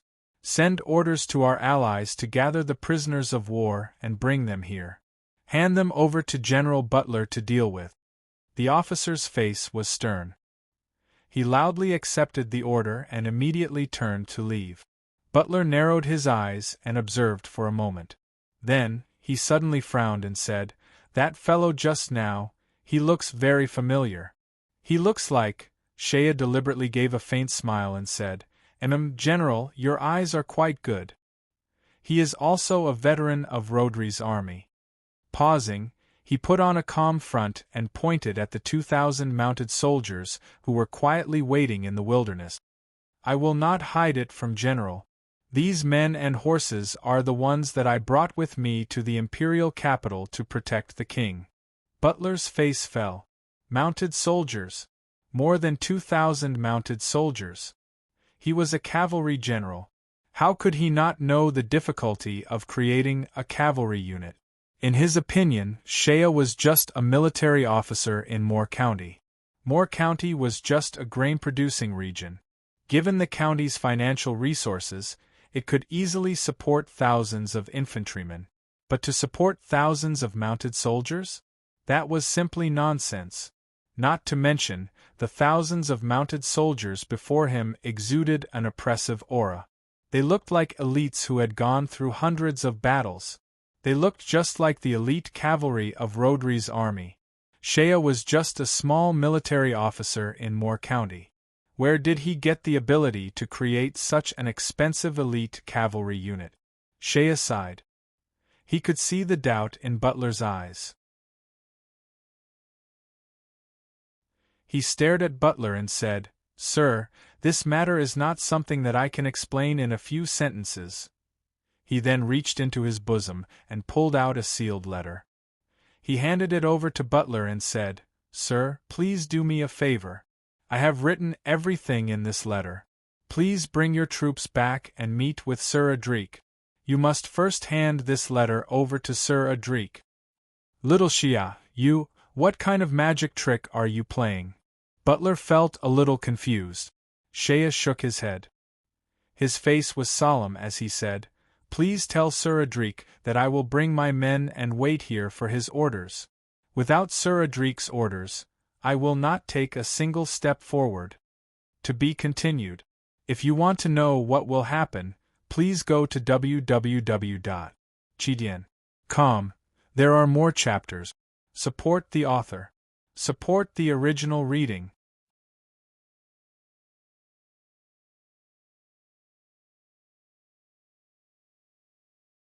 Chapter 480. Gior Chapter 401. What is the reward? Silence. A deathly silence. Within the large hall, the only sound that could be heard was the occasional crackling of oil from the huge brazier. In this magnificent palace, the atmosphere was so tense that it was as if it had frozen. Adrik stood there quietly. Although his face appeared calm, his heart was in turmoil. In front of him, on the stairs, the young Emperor Garcia was wearing a white robe. His body appeared thin, but his face was ashen. His eyes were gloomy as he sat silently on his seat.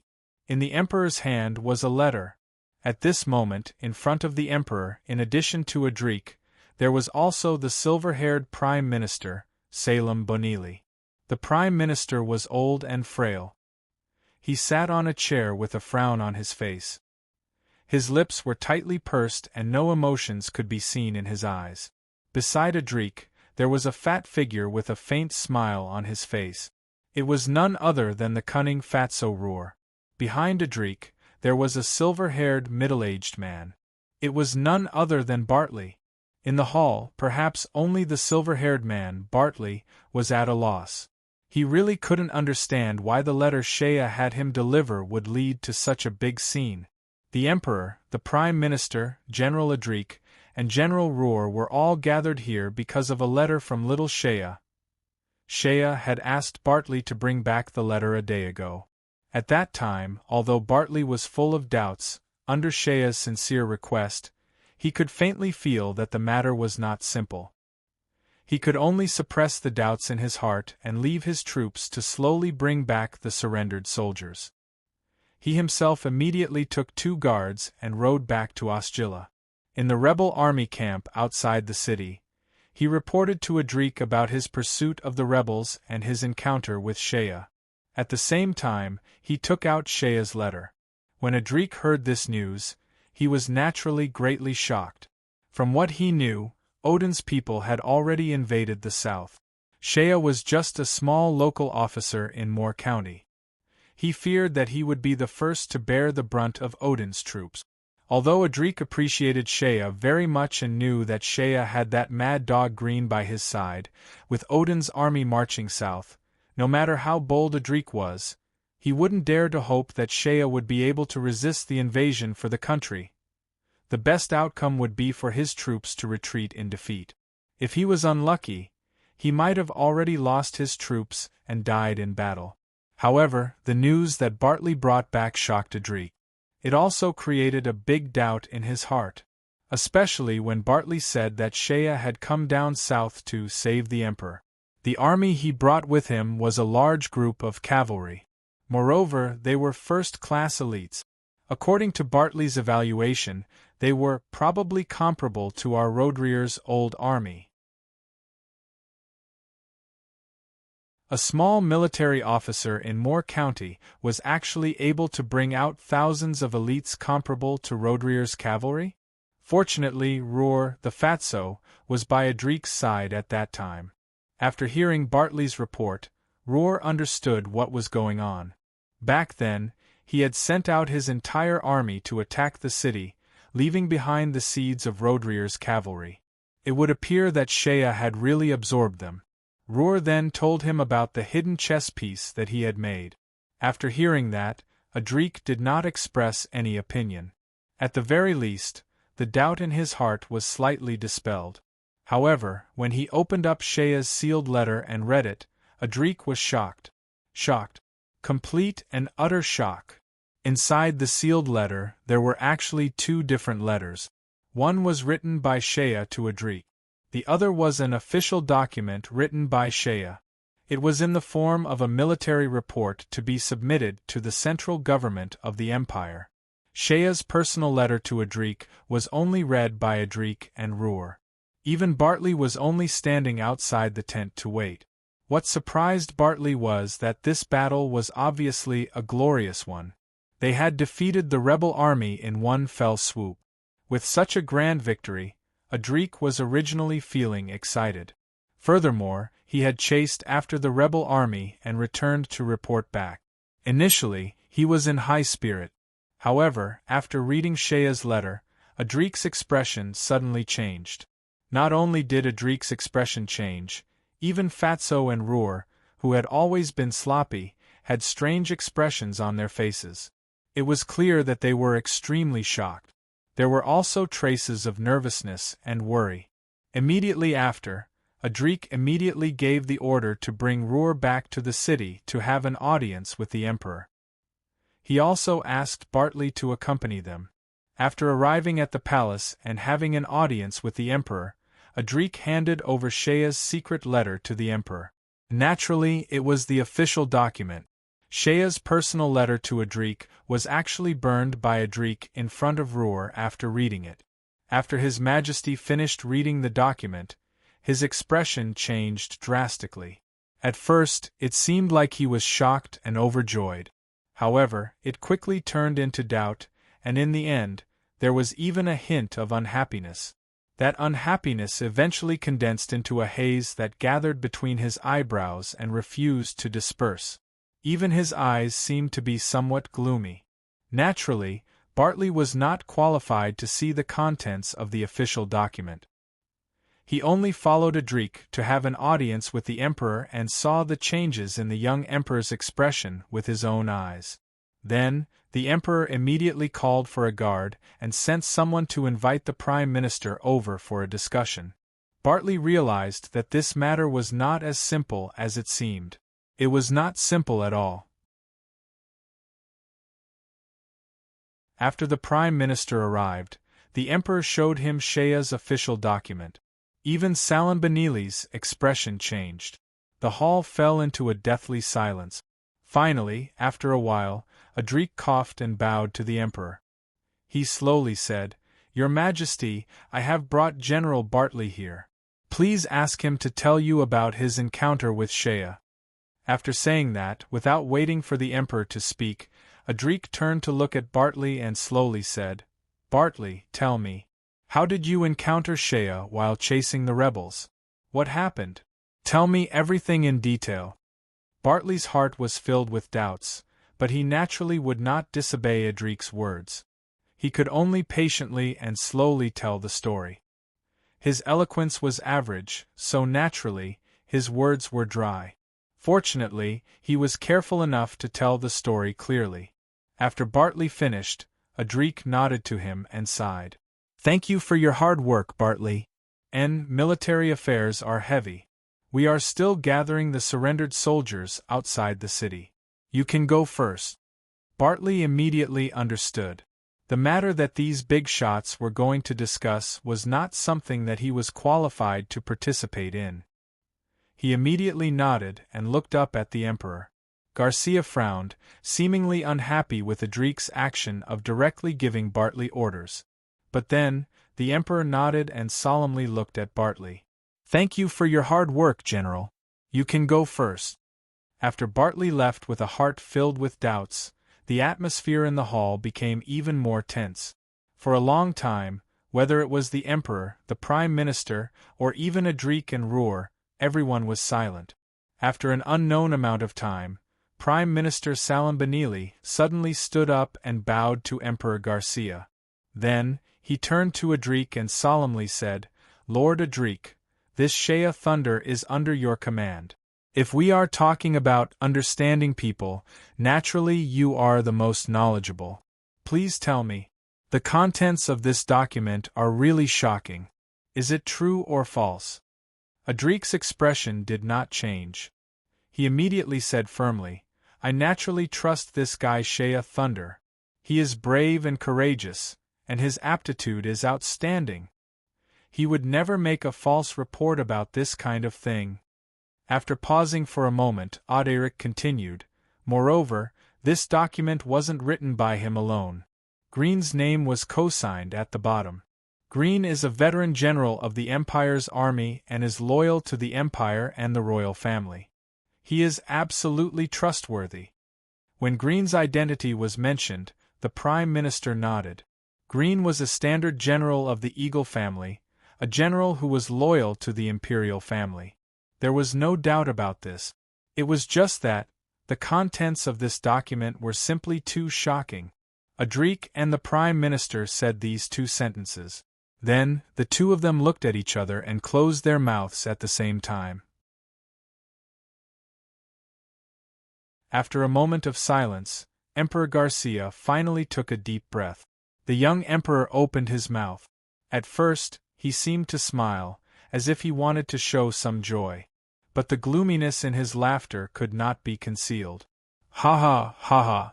Then, according to the contents of this document, my Byzantium has another famous general. When he said the word, famous general, the emperor's tone seemed to be a little strange. He also seemed to have subconsciously emphasized the meaning of the word. He slowly raised his head and looked at Adrik. Then, the emperor slowly picked up the document on the table and opened it. It is written very clearly here. Hey! Odin's Scarlet Snow Army went south. Shea defended the city and swore not to surrender. Odin's people ran out of food and left. What a loyal general who fought alone. And this part, I reclaimed the territory and incorporated the remnants of the army to strengthen myself. For the sake of military orders, I had no choice but to overstep my authority. How decisive! And this part, command the army to go south and attack the barbarians of the Scarlet Snow Army. Destroy them and kill their chief, Manning, and destroy the Scarlet Snow Army. For the sake of the Empire, capture them all. This Shea is a ruthless person. General Audiobook, you've trained such a powerful person. Every sentence was obviously a compliment, but when this gloomy young emperor said it, there was a faint sense of strangeness. And here, temporary control of Moore County, Ilton County, and the local military administration of the Corsica Military District. This Shea wiped out Odin's army in one breath and subdued 3 counties for the empire. Such a great contribution, such great ability. He even instigated the Besta Military District to rebel. The document clearly stated that the entire Besta Military District had already surrendered and left the rebel army long ago. This time, Shea had come to the south to rescue the king. Among the troops he brought, more than half of them were from the Besta Military District. Moore County, Ilton County, Corsica Military District, Besta Military District, and Acilia County, which was temporarily managed by the Besta Military District. This Shea, now in his hands, he already controls 5 counties, right? Heroes are born in troubled times, heroes are born in troubled times. He is young and has already shown his talent. Back then, when he came to the imperial capital, I saw him with my own eyes. Back then, how could I not see that this Shea Thunder had such great ability? When Emperor Garcia reached this point, his tone became slower and slower. He controls the land of 5 counties and has tens of thousands of troops under his command. This time, he brought 10,000 cavalrymen down south to rescue the emperor. This Shea, it seems he is very loyal to the empire. Adrik raised his eyebrows and did not say anything. Salim Benili raised his eyes to look at the young emperor, but in the end, he continued to keep his mouth shut. When the emperor reached this point, he seemed to be panting. Then, he gritted his teeth and his eyes suddenly became sharp. He stared at Adrik and said, "Adrik, let me ask you a few questions. I have some doubts in my heart. I would like you, the Minister of Military Affairs, to dispel them for me." "Your Majesty." Adrik frowned. Garcia took a deep breath and slowly said, "First, since this Shea Thunder brought his troops here to rescue the emperor, he is naturally loyal. However, why did he not bring his troops to the city? Why did he place them tens of li away from the city? Why did he not personally come to see me? Why did he send someone to deliver this document?" Adrik was silent. The emperor's eyes became sharper and he said, "Second, this Shea now controls the land of 5 counties and has tens of thousands of troops under his command. I remember that he is only the military officer of Moore County, right? In his document, He only wrote how many counties he controls and how many troops he has gathered. However, why did he not ask for instructions from the central government? Why did he not ask for the central government to send a minister to take over these areas? Not a single word. Did he forget? Or does he think that as the military officer of Moore County, he can take over the land of 5 counties on my behalf? Or is he hinting to me that I should give him a promotion? Adric remained silent. A trace of hostility flashed across Garcia's face, but it quickly disappeared. He looked at Adric and said, "What is it? Minister of Military Affairs, are you unable to answer these questions for me?" Next, the Emperor looked at Salunbanilla and said, "What about you, Lord Prime Minister?" Salunbanilla coughed and pondered for a moment. Then, he raised his head and said in a calm voice, "Your Majesty, do you want to hear my opinion?" "Of course." The Emperor nodded and said coolly, "Lord Prime Minister, do you have any concerns?" Salunbanilla stood up and looked at the Emperor. Then, he took a deep breath and said, "Your Majesty, I feel that these 2 questions of yours are no longer urgent. However, we can ignore them for now." The Emperor's eyes froze and he frowned. "Then tell me, what is the urgent matter?" Salunbanilla looked at Adric without batting an eyelid and said, "The urgent matter is how to deal with this Shea Thunder. Should I give him a reward or summon him to the city?" The Prime Minister was indeed shrewd. The meaning behind his words was very clear. No matter what the reason was or how the process was, the facts were right in front of them. "Your Majesty, instead of getting tangled up in these things, why don't you just decide how to deal with him?" The Emperor frowned. At this moment, Auderic raised his head, as if he had finally made up his mind. When he was about to speak, suddenly, Ruhr, who was behind him, secretly pulled the corner of Aderic's clothes. Fatso did not wait for Adric to respond and spoke first. "Your Majesty!" Garcia's face was a little unnatural. He looked at Ruhr, but his tone immediately became calm. However, his heart was extremely uncomfortable at this moment. When facing Ruhr, the young emperor always felt a little unnatural and guilty. Speaking of which, the reason why he was able to successfully inherit the throne and reach this point was all because of this fat general who fought with his life on the line that night to protect him into the city. Over 10,000 soldiers were wiped out. Every time he faced this fat general, the emperor could not hide the feeling of guilt in his heart. However, this feeling of awkwardness was even more obvious. Great kindness turned into enmity. That was probably what it meant. However, on the surface, he still had to be polite and peaceful. After all, everyone knew that 90% of the crown on his head was exchanged with the lives of all his soldiers by Ruhr. "Your Majesty, I have a few words to say," Ruhr said slowly without changing his expression. "General Ruhr, please speak," Garcia said amiably. Ruhr chuckled as if he was very relaxed. "Let me first ask General Adric and Prime Minister. The Byzantine Empire and the Odin have been at war for 100 years, and it is a family feud. These big and small battles have been fought for 100 years, and to say something embarrassing, we have lost more than we have won. I just want General Adric and Prime Minister to recall, in all the battles we have fought with the Odin, and in all the victories we have achieved, have there ever been a precedent of destroying an Odin legion and killing the enemy's chief?" The Prime Minister was speechless.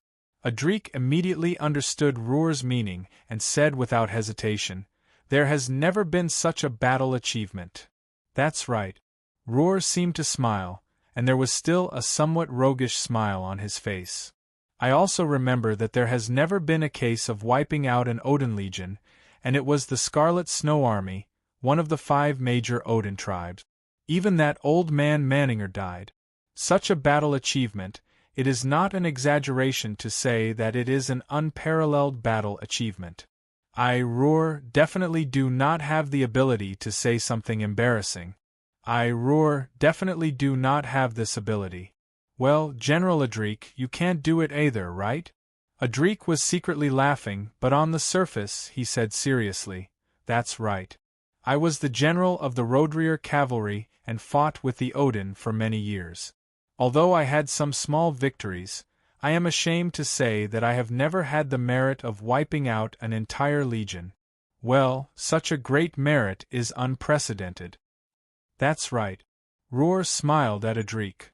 "However, General Adrik, you don't have to be too humble. You are the pillar of the Empire. In this war to defend the country, you have single-handedly supported and protected the kingdom. You can be said to be the best of the Empire's famous generals." At this point, Roar deliberately gave a thumbs up and then smiled. But this little Shea Thunder really did amaze the world with a single brilliant feat, something that General Adrik, a famous general of the Empire like you, could not do. This little guy did it in an instant. Such a talent, such a meritorious service. I wonder, if according to the Empire's military law, how should we reward him according to his merits? Adrik thought for a moment. There is no precedent for such a great merit. If we want to reward him, we have to discuss it with the military department to decide. Roar smiled. I suddenly remembered something. As for the reward, there is a case that can be found. Without waiting for the others to respond, Roar slowly said, "I remember that when the late Emperor was still alive, this Shea had made a meritorious service. The late Emperor summoned him to the capital for an audience, and gave him the honor of participating in a hunting competition. During that hunting competition, the late Emperor killed his horse in front of everyone and made an oath." Fatso's smile became more and more strange. "During that hunting competition, many nobles and generals of the Empire participated. Your Majesty seemed to have been present at that time as well." Emperor Garcia's face stiffened. Fatso acted as if he didn't see it. Then, he put on a solemn posture and slowly said, "The late Emperor made an oath. That day, he raised a cup of wine and made a promise to Shea Thunder. Within 3 years, if you kill 30,000 people of Odin, I will make you a count. If you can bring me Hastings' head one day, I'll give it to you. I will make you a duke. If I die early, Shea will make a meritorious service in the future. This duke will be conferred by the late Emperor. Everyone here is a noble of the Empire and can bear witness." The late Emperor was wise. He had long seen that this Shea Thunder was a promising talent. He had already predicted that this child would become a great talent in the future. Therefore, he decided to reward him early on. "It is really admirable, ah." After saying that, this despicable Fatso still had a look of admiration on his face. He shook his head and sighed. Garcia sat on top with a pale face. If not for the fact that he still had some rationality, he would have spat at him directly. But this damn Fatso kept on mentioning the late Emperor Cantos. How could he refute it? The late Emperor made such an oath, and even let all the nobles and officials bear witness. If it was an ordinary person, if he went back on his oath, he would just treat it as a fart. But who was the late Emperor? As the late Emperor's son, if he did not do things according to his father's oath, wouldn't he be purposely discomforting the late Emperor's spirit? Garcia couldn't say a single word of rebuttal. However, Fatso seemed to think that it was not enough. He turned to look at Adrik. "Master Adrik, I wonder, how many people does the Odin Scarlet Snow Army have?" Adrik held back his laughter and pretended to be calm. "The Odin Army has always been different in size. The Scarlet Snow Army is one of the 5 main armies of Odin. Its strength will not be less than 40 to 50,000 people. This time, it has even turned out in full force for the southern invasion. According to Shea's official document, he has killed no less than 40,000 people this time." Fatso immediately put on an envious expression. 40,000. Sigh, this lucky guy. The late Emperor made an oath that if he killed 30,000 people, he would be conferred the title of Earl. This kid killed 40,000 people of Odin in one go. It seems that he won't be able to escape the title of Earl. After a pause, Fatso still felt that it was not enough.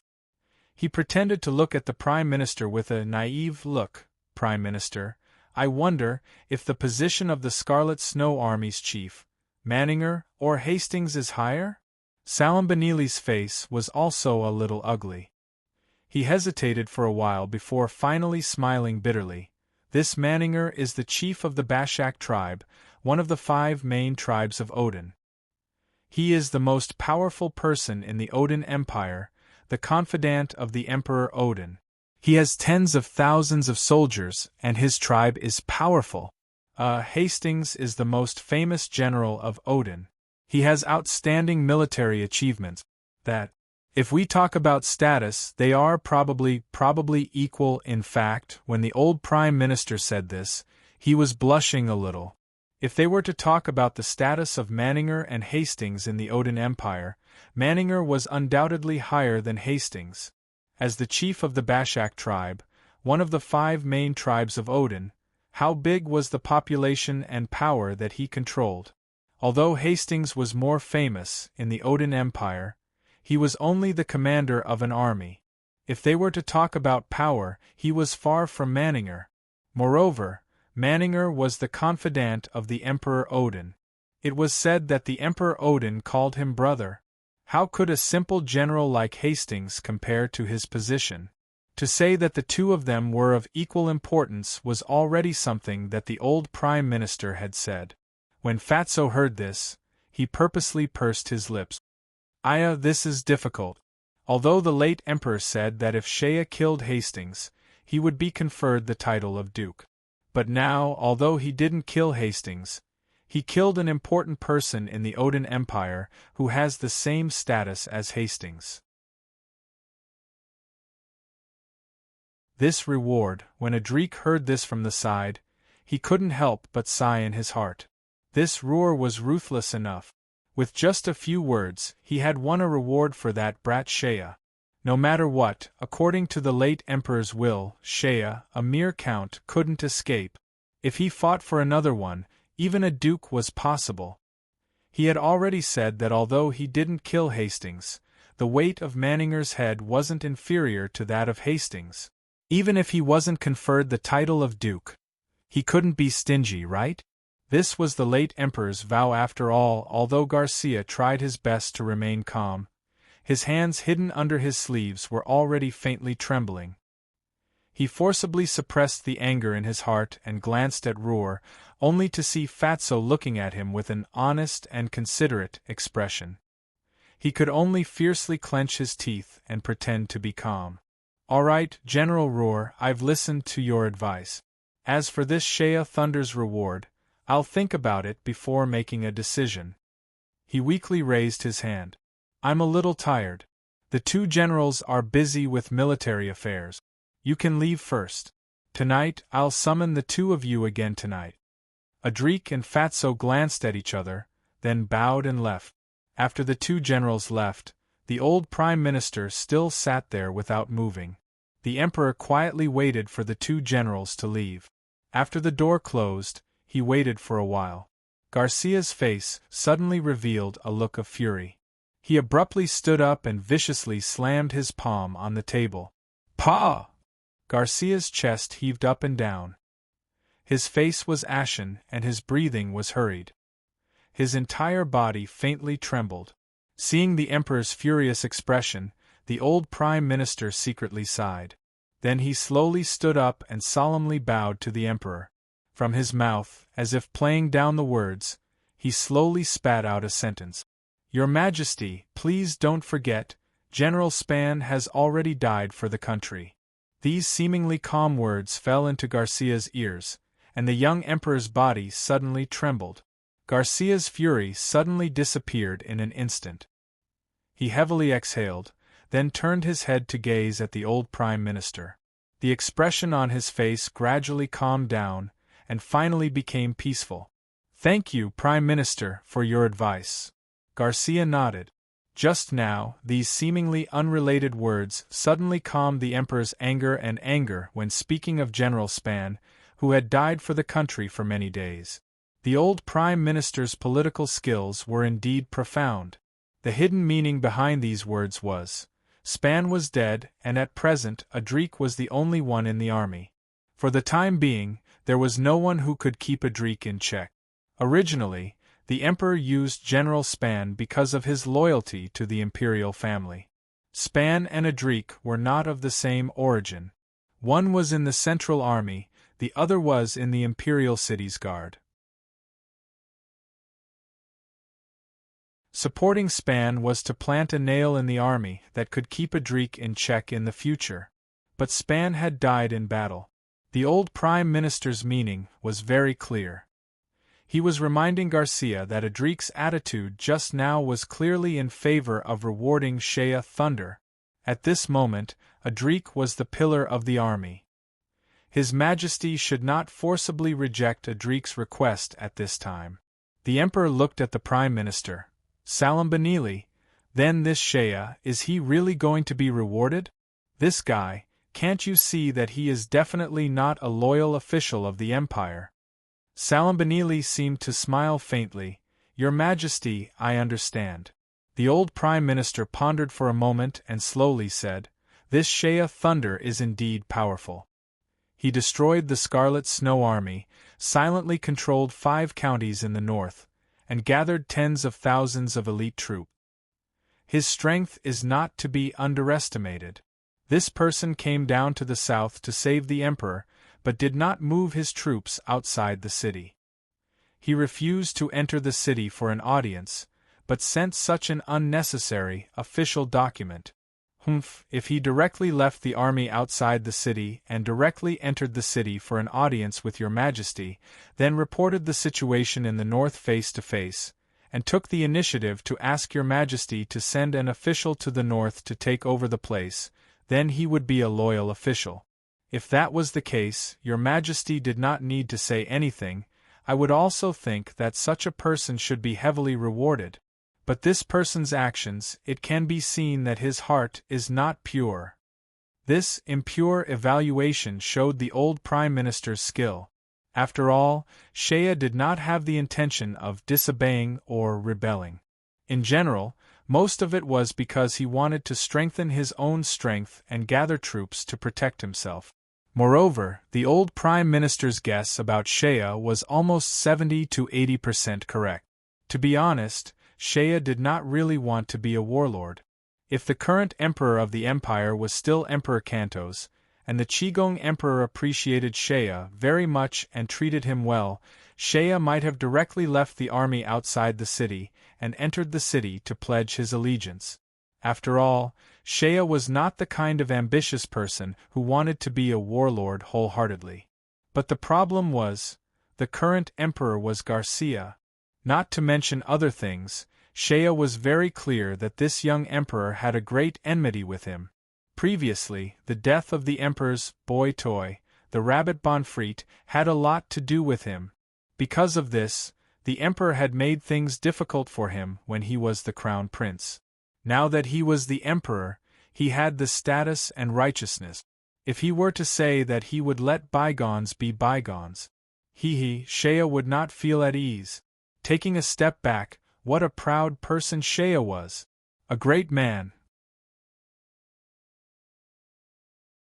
In these troubled times, the capital, territory, and troops in his hands had all been fought for by him bit by bit, bit by bit. If the emperor was Emperor Kantos, Shea might be convinced by the old emperor and pledge his allegiance. But this Emperor Garcia, damn it, he was just a rabbit who liked boy toys. Just a feminine and eccentric person. Uncle Shea was a man with a heroic spirit. If he had to lower his head and pledge his allegiance to such a disgusting thing, there would be no way. Therefore, the meaning of that document was very clear. Although the wording was polite, but to put it bluntly, it meant the same thing. Lao Tzu was now in the north. The Scarlet Snow Army had been destroyed. He had a bunch of troops and a large piece of land under him. There was no intention of letting you, the little emperor, send someone to take over. You, the little emperor, do as you see fit. It might be a little overboard to say that it was coercion, but the hidden meaning of the threat was clear on the paper. Roar. After walking out of the meeting hall, Adrik grabbed Fatso not long after, his face gloomy. "You shouldn't have stood up just now." Fatso smiled, his face calm. "Even if I didn't say those words, you would have fought for that kid." Adrik smiled faintly, his eyes complicated. "His Majesty suspects me. This is destined. Whether I say it or not, it doesn't matter much. You, on the other hand, took the lead and lost yourself. Our Majesty's tolerance, hee. Fatso raised his eyebrows. "Even if I don't say it, will His Majesty trust me? Once this civil war is over, I will either retire and go home to be a rich man, or I will go to the military and retire as a civilian. In this life, I'm afraid I won't have the chance to lead an army. It's better to lose 2 people than to lose 1 person. His Majesty suspects me. After all, with my current position and power, His Majesty won't easily touch me, but you." Adrik frowned. The fatty looked at Auderic for a long time. Then, he suddenly sighed. "Scarface, I have something to say to you. Listen to my advice. After this civil war is over, you should immediately submit a letter of resignation. You can leave your position as the Minister of Military Affairs behind. The 2 of us can go home and be rich men. When we are free, we can fish and hunt and live a carefree life." Hearing that, Adrik gave a faint smile. However, his eyes were filled with determination. He looked at Fatso and said coolly, "I understand. Roar, you are worried that I won't have a good ending, right?" Roar's face and Wu Rant's expression changed. Adrik's eyes were gentle as he raised his hand to pat Fatso. Although his tone was calm, the determination within it was unshakable. Conviction. "I can't retreat. This chapter of 9,000 words should be enough. Let me tell you something, I have already gone to Guangxi to participate in the Qidian Writers' Forum. Originally, I wanted to ask for leave, but this conference is very important and I have to attend. I will only be back on Sunday. In other words, I'm afraid I won't be able to write on Saturday and Sunday. Truth be told, I didn't bring my notebook with me. I'm out on a business trip, so it's difficult for me to write with a notebook. Besides, I've been troubled by a lot of things lately, so I might as well take this opportunity to go to Guangxi for the conference. I hope everyone can understand. To be continued. If you want to know what will happen, please go to www.qidian.com to read more chapters. Support the author, support the original reading.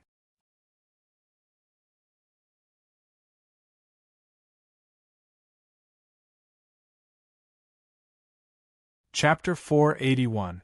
GOR Chapter 402. The one offended is the Emperor Shea's camp was located less than 50 li away from Osjila city. An entire day and night had passed. Yesterday's pursuit of the defeated soldiers had ended long ago. Speaking of which, the Besta military region had gained quite a bit of an advantage.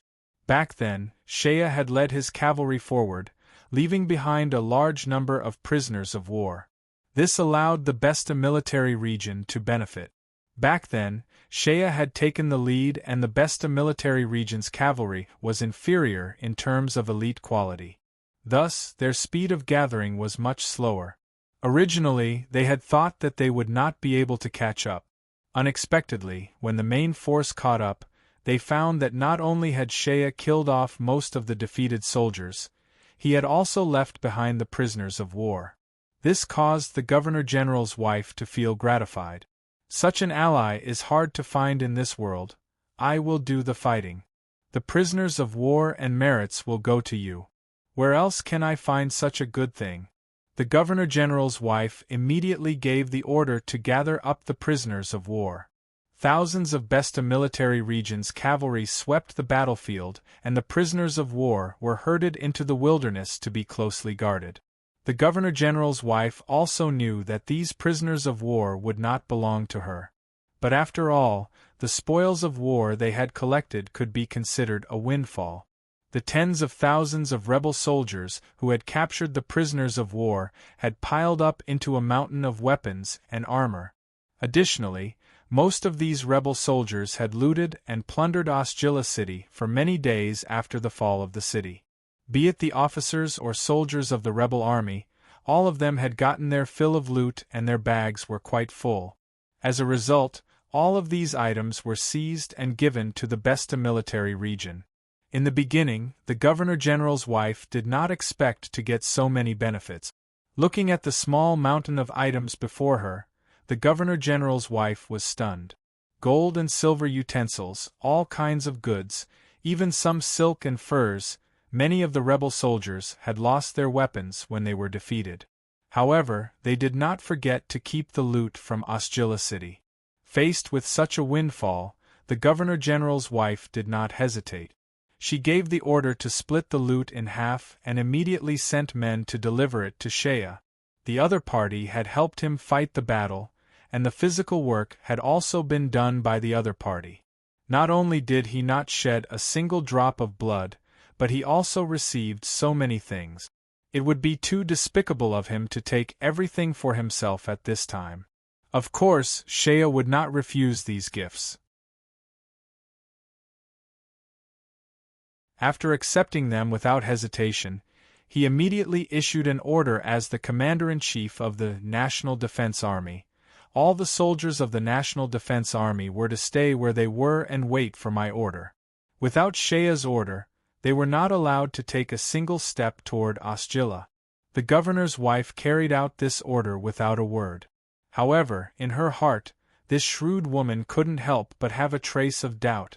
In her eyes, Shea was the rightful general of the North Theater of Operations. Now that he was here to save the king, he should lead the army to Ostjilla immediately and meet the emperor in the city. If she went to meet the emperor together with him, she would express her intention to surrender and show her hard work.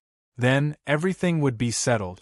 However, Shea inexplicably asked the army to stay dozens of miles away from Ostjilla and not take a single step forward. Even the Governor-General's wife, who had just defected from the rebel camp, sensed that something was wrong. Since they were here to save the king, why didn't they take the initiative to enter the city and meet the emperor? Why did they station outside the city and wait? This kind of action was simply to make the royal family suspicious of him. What was Shea thinking? The poor Governor-General's wife didn't know that Shea's title of General of the North Theater of Operations was just a fake title. Shea didn't have any legal identity now. How could he enter the city like this? If he were to enter the city like this, what if he saw the emperor and that young rabbit emperor was unhappy with him? Shea was not afraid that the emperor would have any intention of harming him. Uncle Shea had a fire fork in his hand. Where in the world could he not go? The only thing he was afraid of was that the emperor would play a dirty trick and directly take away his military power. He was the emperor. As long as he publicly declared that he did not recognize him as the marshal, then the army that he had painstakingly gathered would be disbanded by more than half. Although Shea had tens of thousands of powerful soldiers and the Roadrear cavalry, which was the best elite of the empire, they were still loyal to him. The loyalty of these soldiers was based on the empire. To put it bluntly, the first object of their loyalty was the empire, not him, Shea Laming. The reason why Shea could still maintain unity was that everyone regarded Shea as the representative of the empire and recognized him as the general of the North. Without this premise, how many of his tens of thousands of soldiers would remain loyal to Shea? Even Shea himself didn't dare to be optimistic. Therefore, Shea was waiting. After the official documents and secret letters were sent out, the army camped at a place 50 miles away from Ostjilla and rested for a day and a night. The governor's wife wanted to see Shea, but Shea was feeling guilty at the moment. How could he be willing to see that shrewd woman? With that woman's ability to observe people's expressions, she could see that there was something wrong with his expression and see through his little secret with just a few words. Why was the Besta military district willing to cooperate with him? The biggest reason was that the governor's wife had taken a fancy to his legal identity. But if the other party found out that his legal identity was also fake, then the Besta military district would turn hostile. A day and a night passed quickly. Shea naturally didn't know that in the Ostjila imperial palace, the emperor, the prime minister, Adrik and the others had such an intense and secretive debate about him. But Shea was still optimistic about his situation. Not for anything else, but for the strength in his hands. Tens of thousands of soldiers, controlling several counties, this strength wasn't something to be trifled with. The empire was weak at the moment. If the Rabbit Emperor hadn't lost his mind, even if he still had a trace of reason, he wouldn't have come to oppose him at this time. It was a smart move. At this time, the best thing to do was to appease him. Otherwise, Shea had already thought it through. If the Emperor really went crazy, he would immediately lead the cavalry and leave without saying anything, heading north back to Moore County. On Ostjila's side, the silver-haired man Butler came again. But this time, he only brought people to receive the prisoners of war and didn't say much to Shea.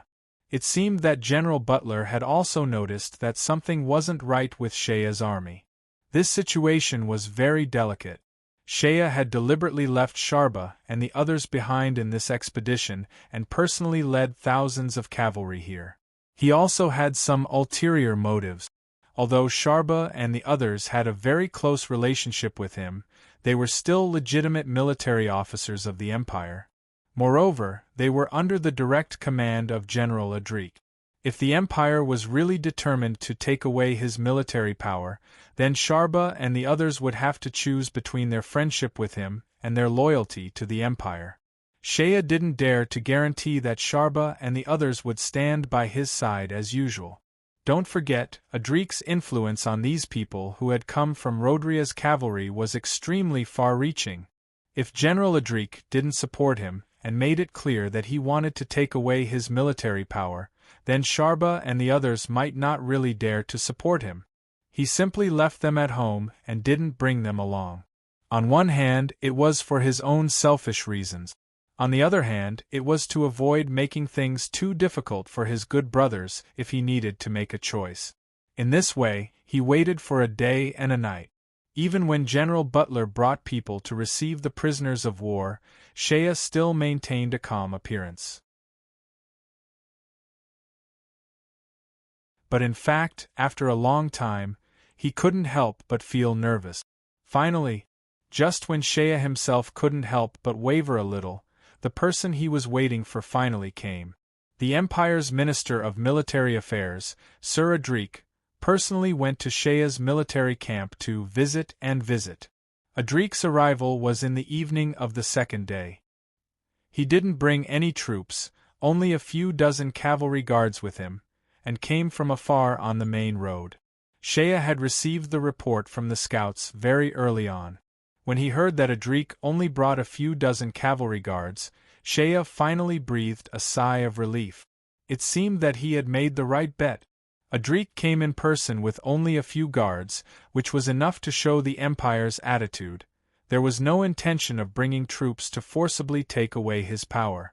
Shea immediately did not hesitate to order his men to personally line up to welcome him. He personally dressed in full military attire, rode a horse a few miles out of the encampment, and waited in the middle of the main road. From afar, he saw a group of cavalry slowly coming from the road, flying the Byzantine Empire's eagle-headed military flag. The leader of the group was a black warhorse with a tall figure riding atop it. However, he was not wearing any armor. Instead, he was wearing a tight-fitting leather war robe. He did not even have any weapons with him. Auderic was only holding a horsewhip in his hand as he rode at the front of the group. When the group of cavalry was only a few dozen steps away from Shea, they slowly came to a stop. Shea had already dismounted and stood respectfully in the middle of the road. He raised his head to look at Adrik. The general is old and haggard. That was Shea's first impression of him. Adrik's complexion did not look too good. After days of bitter battles, coupled with the pain, this man who was once like a man made of iron had lost quite a bit of weight. His once flamboyant beard and hair seemed somewhat sparse, and the scar on his face was somewhat white. The only thing that remained unchanged was the general's eyes. Sharp, as always, showing off his ability. Audric stopped his horse a few steps away, but he did not dismount. Instead, he sat on the horse's back and quietly looked at Shea. His eyes contained a hint of coldness. Shea did not say anything. Neither did Audric. The two of them looked at each other for a moment. Then, Audric suddenly gave a soft humming sound. This humming sound carried a hint of coldness. Shea sighed and took 2 steps forward. He lowered his head and saluted. "General!" Audric suddenly raised his horsewhip. With a flick of his wrist, the horsewhip lashed down toward Shea's head. The attendants behind Shea were shocked. However, Shea stood there without moving. His eyelids were lowered and he showed no intention of dodging. As the horsewhip was about to make contact with Shea's head, Audric finally retracted his wrist. With a shio sound, the whip rolled back like a snake. It only grazed Shea's shoulder lightly. Still the same as before. This kind of nonsense, lawless. Audric sat on the horse and said coldly, "Since you are here to save the Emperor, why don't you enter the city? Stay here and watch, domineering." When Shea heard that, a smile appeared on his face. He raised his head to look at Audric and said with a smile, "General, these are your teachings. Back then, you were the famous domineering general. As your subordinate, it is only natural for me to learn from you. If I am not domineering, how can I be considered your subordinate?" When Audric heard that, he could not stop the corners of his mouth from curling up into a strange smile. He casually tossed the horsewhip over. Shea immediately raised his hand to catch it. Without saying anything else, he took 2 steps forward and pulled on the reins of Audric's horse. He personally led the horse for his old superior. Given Shea's current status, he was already a hero. And yet, he was willing to lower his status to lead Audric's horse. Among the many officers who came out to greet him, those who were originally from the Roadrear cavalry had calm expressions on their faces. It was as though this was only natural. On the other hand, some of the people from the Besta military region who saw this could not help but secretly feel amazed. Shea led Audric's horse forward. After only 100 steps, Audric called for him to stop. "That's enough. You're now a commander. It's been hard on you to lead a horse for an old man like me." Shea raised his head and smiled, his eyes clear and sincere. "General, leading your horse for you is something I am willing to do. If I can return to your side, even if I lose this position, I would still be happy to be a bodyguard." Audric looked at Shea. He could see the sincerity in this kid's eyes. That tone of voice also seemed to reveal his true feelings. He could not help but sigh inwardly. His eyes gradually warmed up and he slowly said, "This time, you did very well. I did not expect you to do so well." After saying that, Audric dismounted from his horse and walked to Shea's side. He looked at him intently and suddenly smiled. "You have grown taller and become more tanned. Not bad. Looking at you now, you really do have the aura of a general. Let's go. Take me to your camp." Audric strode forward. Shea let go of his horse and handed it to the guard beside him. He then followed behind Audric. The officers under his command and the people from the Besta military region all followed behind. Audric walked the entire way, not talking to anyone. Even the people from the Besta military region who had come to welcome him did not say anything. He just walked with large strides towards Shea's camp. This camp was naturally a temporary one. After all, the war was over and the camp was set up in a simple and crude manner. However, the thousands of mounted soldiers under Shea's command were all first-class elites. As Audric walked past them, he saw the strict military discipline within the camp. A look of satisfaction gradually appeared in his eyes. Among them, he saw quite a few familiar faces. He recognized many of them as the old men from the Rodreer cavalry. Adrik's expression gradually relaxed. He turned to look at Shea but did not say anything. After entering the camp, Adrik still had no intention of meeting with the representative from the Besta military region. The governor's wife also did not show up. It was as though she had guessed something. Everyone, leave first. Looking at the tent filled with military officers, Adrik frowned. Shea, stay here alone. I have something to ask you. Seeing that everyone had left, Shea sighed in his heart. What's coming will come. When there were only the two of them left in the tent, Adrik's expression gradually turned gloomy again. His sharp gaze fell upon Shea's face. His scarred face was cloudy and uncertain, as though he was hesitating about something. Shea stood with his hands by his side. He stood in front of Adrik and tried his best to look calm. Finally, after an unknown amount of time, Adrik opened his mouth. His words were cold, with a hint of anger. Shea, how dare you?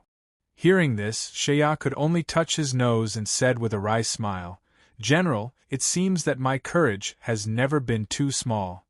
This sentence made Adrik almost laugh out loud. However, his eyes immediately revealed a thicker haze. He stared at Shea. I don't blame you for gathering the troops in the north to protect yourself. In the situation at that time, what you did was meritorious and not wrong. You defeated the Scarlet Snow Army, which is a great merit. You even told me in the secret letter that you pretended to be an official of the Empire and forged a warrant. I only thought that you were acting in an emergency. At that time, you had no choice but to do so. I can also not blame you. However, Shea, there is only one thing that you did wrong. Shea took a deep breath. General, Adrik's gaze was even more severe. Since you came to save the Emperor, why didn't you enter the city? I didn't dare. Shea smiled bitterly. Didn't dare? Adrik frowned. What are you afraid of? Are you afraid that others will suspect you? Say that you gathered troops for your own sake? Investigate the crime of you pretended to be an official of the Empire? What a joke. Acting in an emergency. If it weren't for you, the northern counties of the Empire would have been lost. Although you pretended to be an official, you saved the northern counties of the Empire and defeated the foreign invaders. This is a merit. With this merit, no one can do anything to you. No one can say anything about you. Even if there are some minor disputes with me here, I can cover it up for you. Shea had a helpless expression on his face. He raised his head and looked at Adrik. General, you are right. With my merit here, no one can say anything about me. However, what about the Emperor? Adrik. Shea sighed. This little Emperor of ours has always disliked me. The enmity between us has been formed since the last war. Adrik hesitated for a moment and slowly said, Even if the Emperor's tolerance is small and he really wants to do something to you, there is still me. He can't be stubborn. It is impossible for him to put the blame on you. Shea shook his head again. I am not afraid that he will harm me. Put the blame on me? It is not that I, Shea, am boasting. If he dares to turn against me, I will dare to wreak havoc in the imperial capital.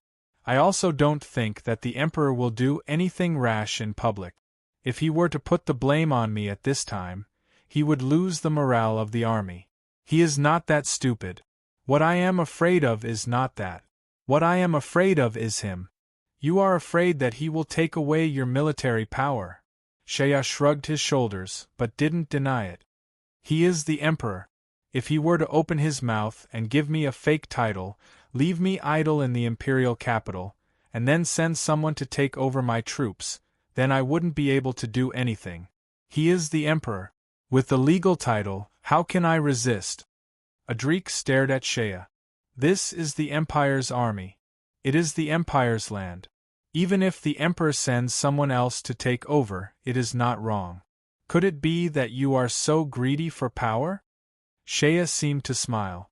His eyes also became more serious. He looked at General Adrik and said, Sir, how many people in this world are not greedy for power? I have never been a person with great ambition. However, I have walked step by step to reach my current position. When I shout, tens of thousands of people will respond. When I point my whip, tens of thousands of tigers will die for me. When I give the order, the land of several counties will tremble. Since I am already standing in this position, I am afraid that if it were anyone else, they would not be willing to give it up willingly. After a pause, Shea's tone became even colder. Moreover, I have walked to this point. These soldiers, these territories, I have struggled for it. I did not ask for a single soldier from the Emperor. I did not ask for a single copper coin from the Emperor.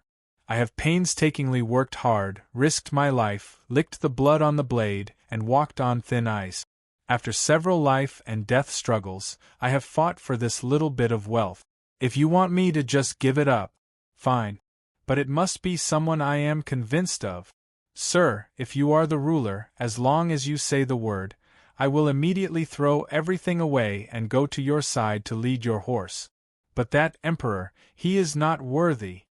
Shut up. Adaric's complexion suddenly changed.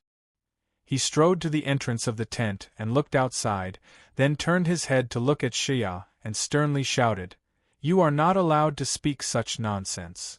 Shea, however, had a disapproving look on his face. Originally, it was, Garcia, that fellow, what ability does he have to make me lower my head to him? He is just a rabbit. Humph. General, if you are the Emperor, I will. Shut up. Adrik became even more furious. He snatched the horse whip from Shea's hand and lashed it down. However, when he saw the stubborn look in Shea's eyes, he remembered the time when this kid was by his side. His heart softened. The horse whip was about to hit Shea's head, but it was slanted. It only hit Shea's shoulder. Adaric's expression was gloomy, and his breathing was somewhat hurried. Suddenly, he couldn't stand steadily and his body swayed. Shea hurriedly went forward to support him. Adaric's injuries hadn't healed, and this anger caused his chest to churn, and his face to become even paler. Shea felt uneasy. He helped Adrik to sit down and said with a nervous look, Sir, I am fine. Adrik pushed away Shea's hand and stared at Shea. He said coldly, You are not allowed to say another word of such nonsense. I, Adrik, am loyal to the Empire. I do not have any rebellious thoughts. If you dare to say such words to me again, I will not say it again. Shea smiled bitterly and stood respectfully in front of Adrik. He looked at the general worriedly, Sir, your complexion, I am fine. Lao Tzu will not die. Adaric snorted and his panting gradually calmed down. Both of them looked at each other for a while. Adaric looked at Shea. Although he didn't say anything, the stubbornness in his eyes didn't lessen by even a little bit. He knew in his heart that this guy's thoughts couldn't be subdued by words. Since he already had a deep prejudice against the Emperor, it was impossible to make this guy obediently swear loyalty to the Emperor. After a long time, Adrik slowly sighed and looked at Shea. His eyes also calmed down. Shea, tell me, what do you want? Do you want to protect yourself with soldiers or do you have rebellious thoughts in your heart? Shea was shocked. He looked at Adrik's calm eyes. Under the calmness, there seemed to be some hidden coldness. He immediately shook his head. I do not have any rebellious thoughts. Sir, you know me. I do not have much ambition. I have never thought about that kind of thing. This empire is already a mess. Whoever wants to care about it can do so. I do not have such thoughts. As for Garcia, as long as he does not provoke me, he can be the emperor. Then what about you? Adrik sneered. Do you still think of yourself as a subject of Byzantium? Yes, of course. Shea smiled. Of course I am a subject of Byzantium. The army under my command all hangs the eagle flag. Humph. Adrik nodded and looked at Shea. I also knew that you did not have any rebellious thoughts. Otherwise, how could I let you do as you please? Humph, don't think that you have tens of thousands of cavalry with you. I, Adrik, am not dead yet. Shea immediately smiled bitterly, feeling wronged. Of course, General. You are the soul of the army. Most of my cavalry are your old subordinate. With just one word from you, I am afraid that they will abandon me and run to your side. What other thoughts do I have? I just want to peacefully guard my family's property. If others do not offend me, I will not offend them. Looking at Shea's deliberately aggrieved appearance, Adrik scolded with a smile, "Get lost. You are the one who brought the soldiers. Naturally, they will listen to your orders. Why are you dragging me into this?" Pausing for a moment, Auderic frowned again and said, "Shea, let me ask you, if I let you give up the military power in your hands and come to the imperial capital's military headquarters, I will guarantee you a lifetime of riches and honor, and the Empire will absolutely not harm you. If you come to the military and become my deputy, are you willing?" Hearing that, Shea looked at Adrik for a while. Then, he smiled bitterly. "Sir, I believe your words. With you here, I believe that with your prestige in the Empire, you will be able to protect me. No matter how much the Emperor hates me, he will not touch me. But, sir, how many years can you protect me? Can you protect me forever?" Adrik was stunned. Shea's tone sank slightly, and he said in a low voice, "Do not forget, sir, the one I offended is the Emperor, and a young one at that." Young meant that one could live for many, many years, and Adrik was already old. When Adrik was here, the Emperor might not be able to do anything. But 10 years later? 20 years later? Even if Adrik could protect Shea, for a hero like Shea to give up his military power and come to the imperial capital to look at people's faces, hide under Adrik's wings, and carefully pass his days, a good man, who would be willing to suffer such grievances? To be continued. If you want to know what will happen, please go to www.chidian.com. There are more chapters. Support the author. Support legal reading. You're tuning in to the Phoenix Knights YouTube channel. Don't forget to subscribe and join us on this journey to catch the most captivating stories.